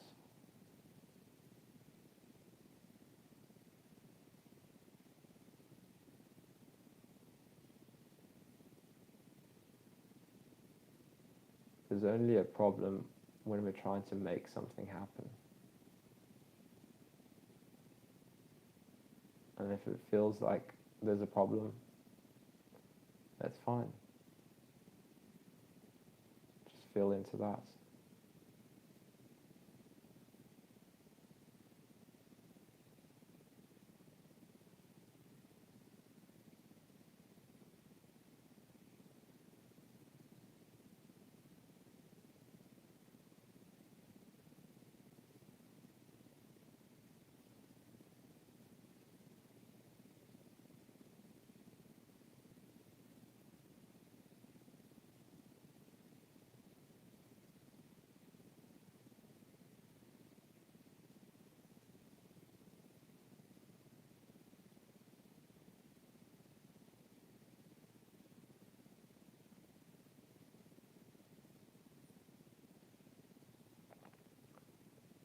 Can you just let go into the present moment.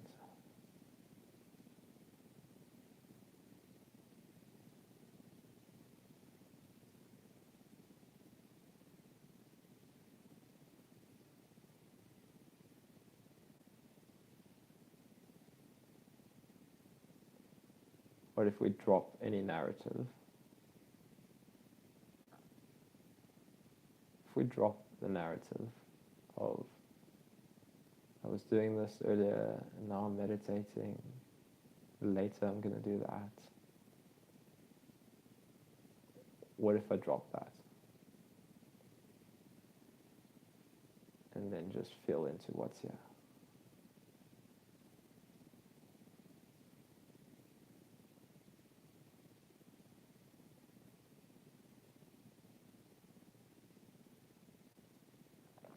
And just rest as this.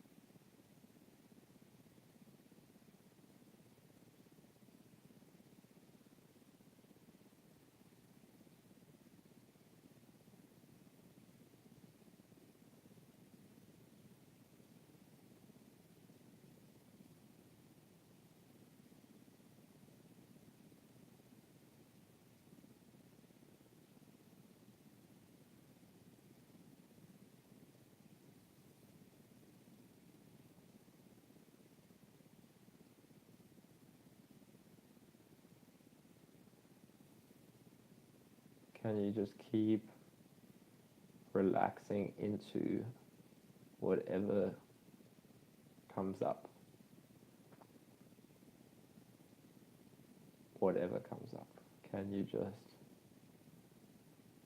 relax into it?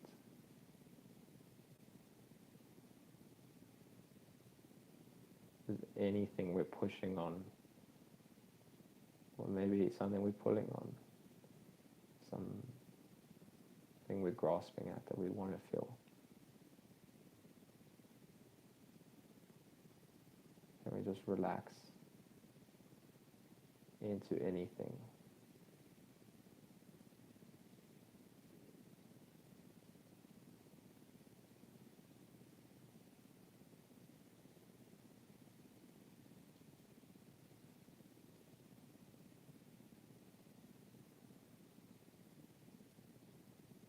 Maybe we let the tension explore the body sensations.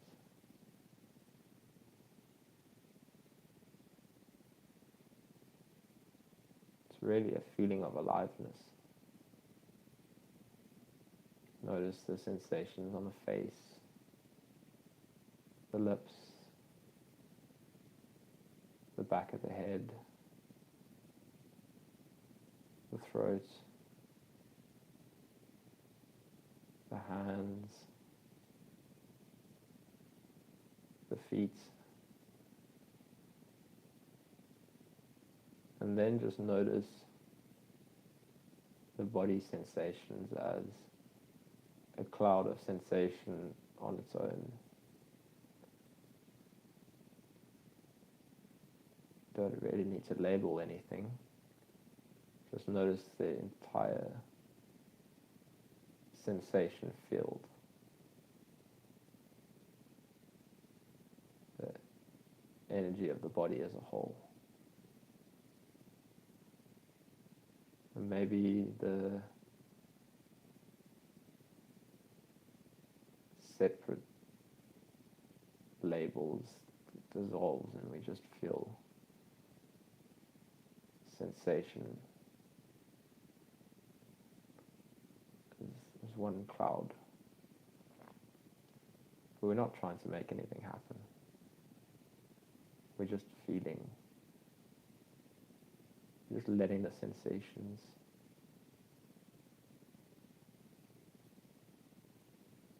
be explored. Let them show themselves.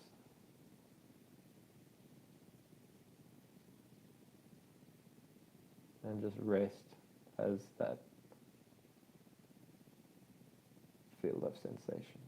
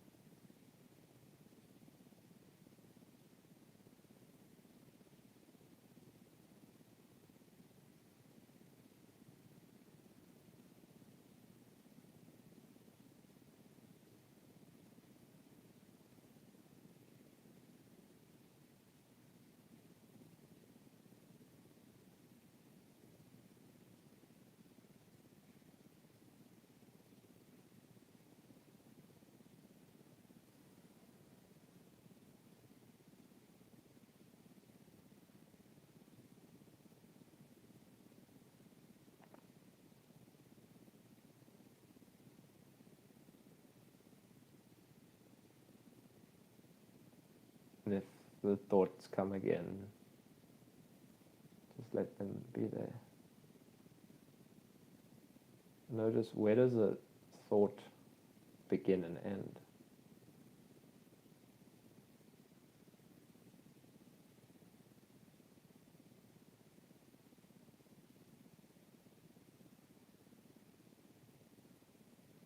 We're just curiously exploring this. Where does the thought end and the one watching the thought begin?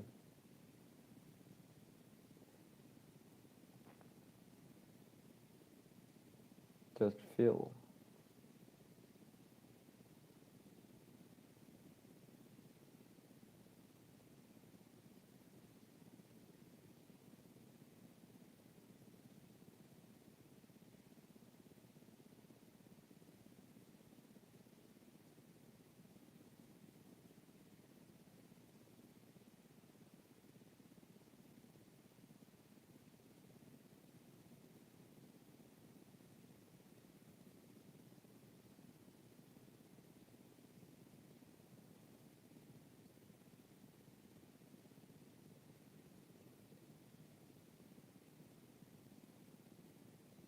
And feel that thoughts really just fluctuation in consciousness, just a wave on the ocean, just a little bit of movement of mind.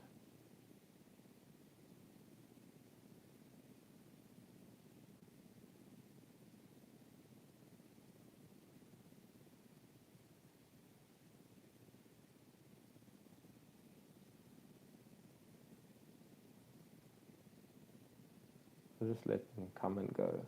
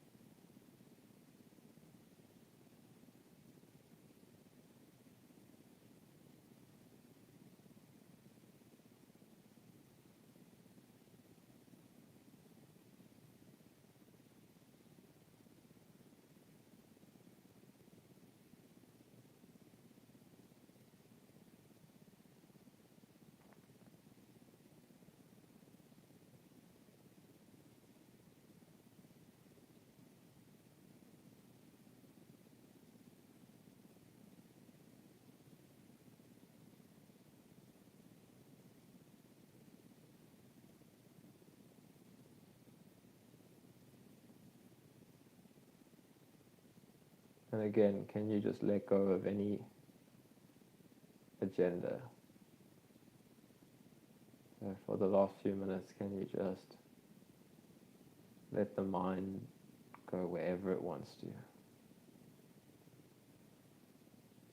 Can you just feel into the thought space? Just feel as far as it goes. Is there any boundary anywhere? Is there any boundary with sensation? Just open up to whatever wants to be here, and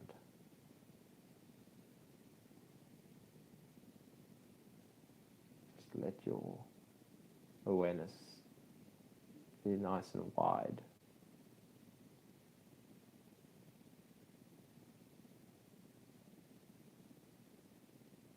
Notice that awareness doesn't really have a boundary. There's no point where awareness stops and then there's a outside of awareness. Just rest.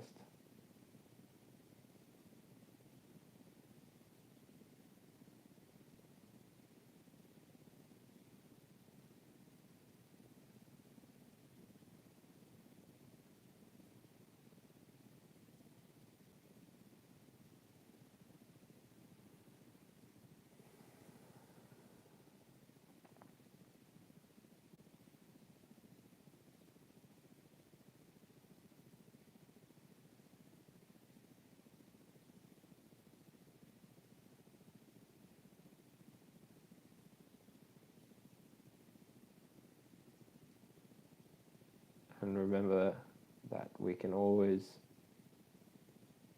just drop back into this at any time throughout the day. Just feel back into where are you noticing from. We're always aware, whatever you're doing, no matter how busy you are. If you just take a few moments and just feel into what's always here, what feels like you.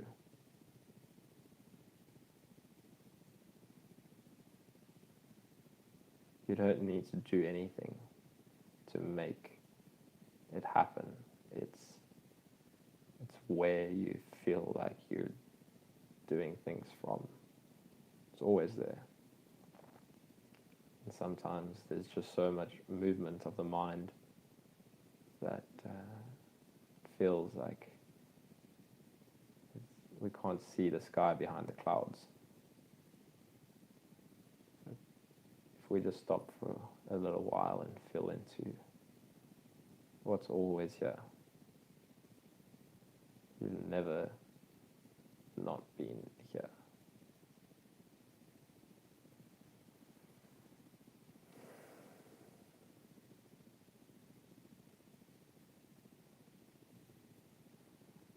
Okay, we'll finish off the meditation there.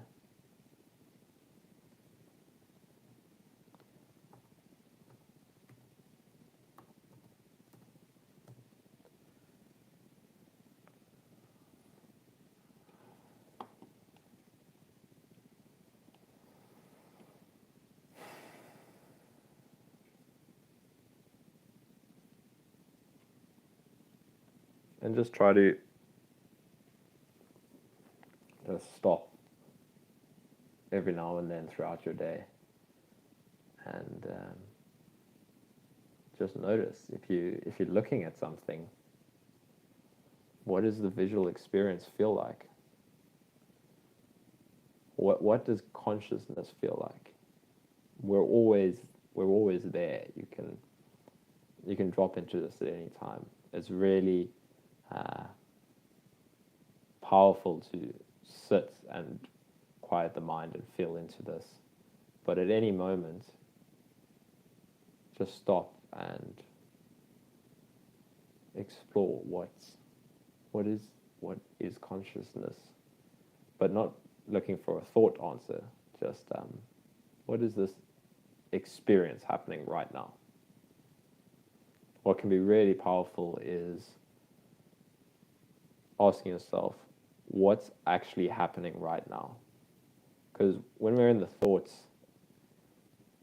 we can have a very narrow lens of what's happening. I'm feeling this sensation, I'm doing this, I'm doing that. I'm feeling upset, I'm feeling stressed. But if you ask yourself, what's actually happening right now? There's sounds, there's sensations in the body. There's so much happening in the visual field. It's like there's these millions of little points of light making this up. And if we just kind of open up to this different perspective of, oh my gosh, there's so much going on. There's so many different aspects of experience, and we can get so narrow in just the thoughts. If I just open up a bit to, wow, like, what is this all made of, experientially? You can do that whatever you're doing. You're taking a walk. Just what's actually happening right now. The mind will say, I'm taking a walk. There's labels for this. That's a tree. That's a car. But what's actually happening? There's so much to explore at any moment. You just stop. What's happening? While I'm walking, there's a million different sensations. There's so many things happening in the visual field. And what can be really helpful is like, what if I just drop all the labels? So,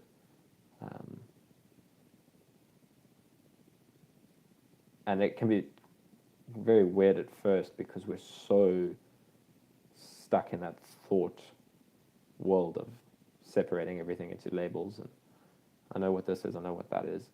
But what if I just drop the labels and just let experience be here? And just touch into that, inquire into that. You don't, again, you're not trying to make anything happen. You're kind of dropping, you're doing less. You're like, what if I stop labeling? What if there's no labels? There's just sound. What is the direct experience of sound without labeling it?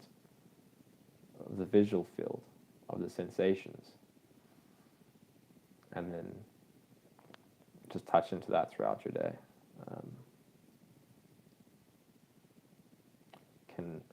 Can be great. You do some formal meditation, and then at any moment you can explore just this experience of aliveness.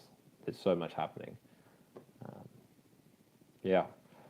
But thanks everybody for joining. It was a great live session. Some great questions and a great guided meditation to finish off. I'm glad you guys enjoyed it. I will let you know when we do the next one. I might do a couple out of the blue. If I've just got some time, I might just pop on and see if anybody's around.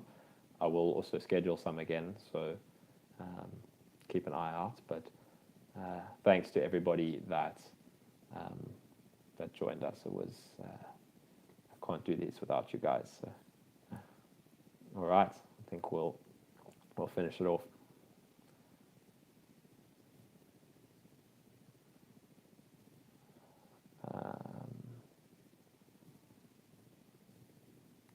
All right, cheers everyone.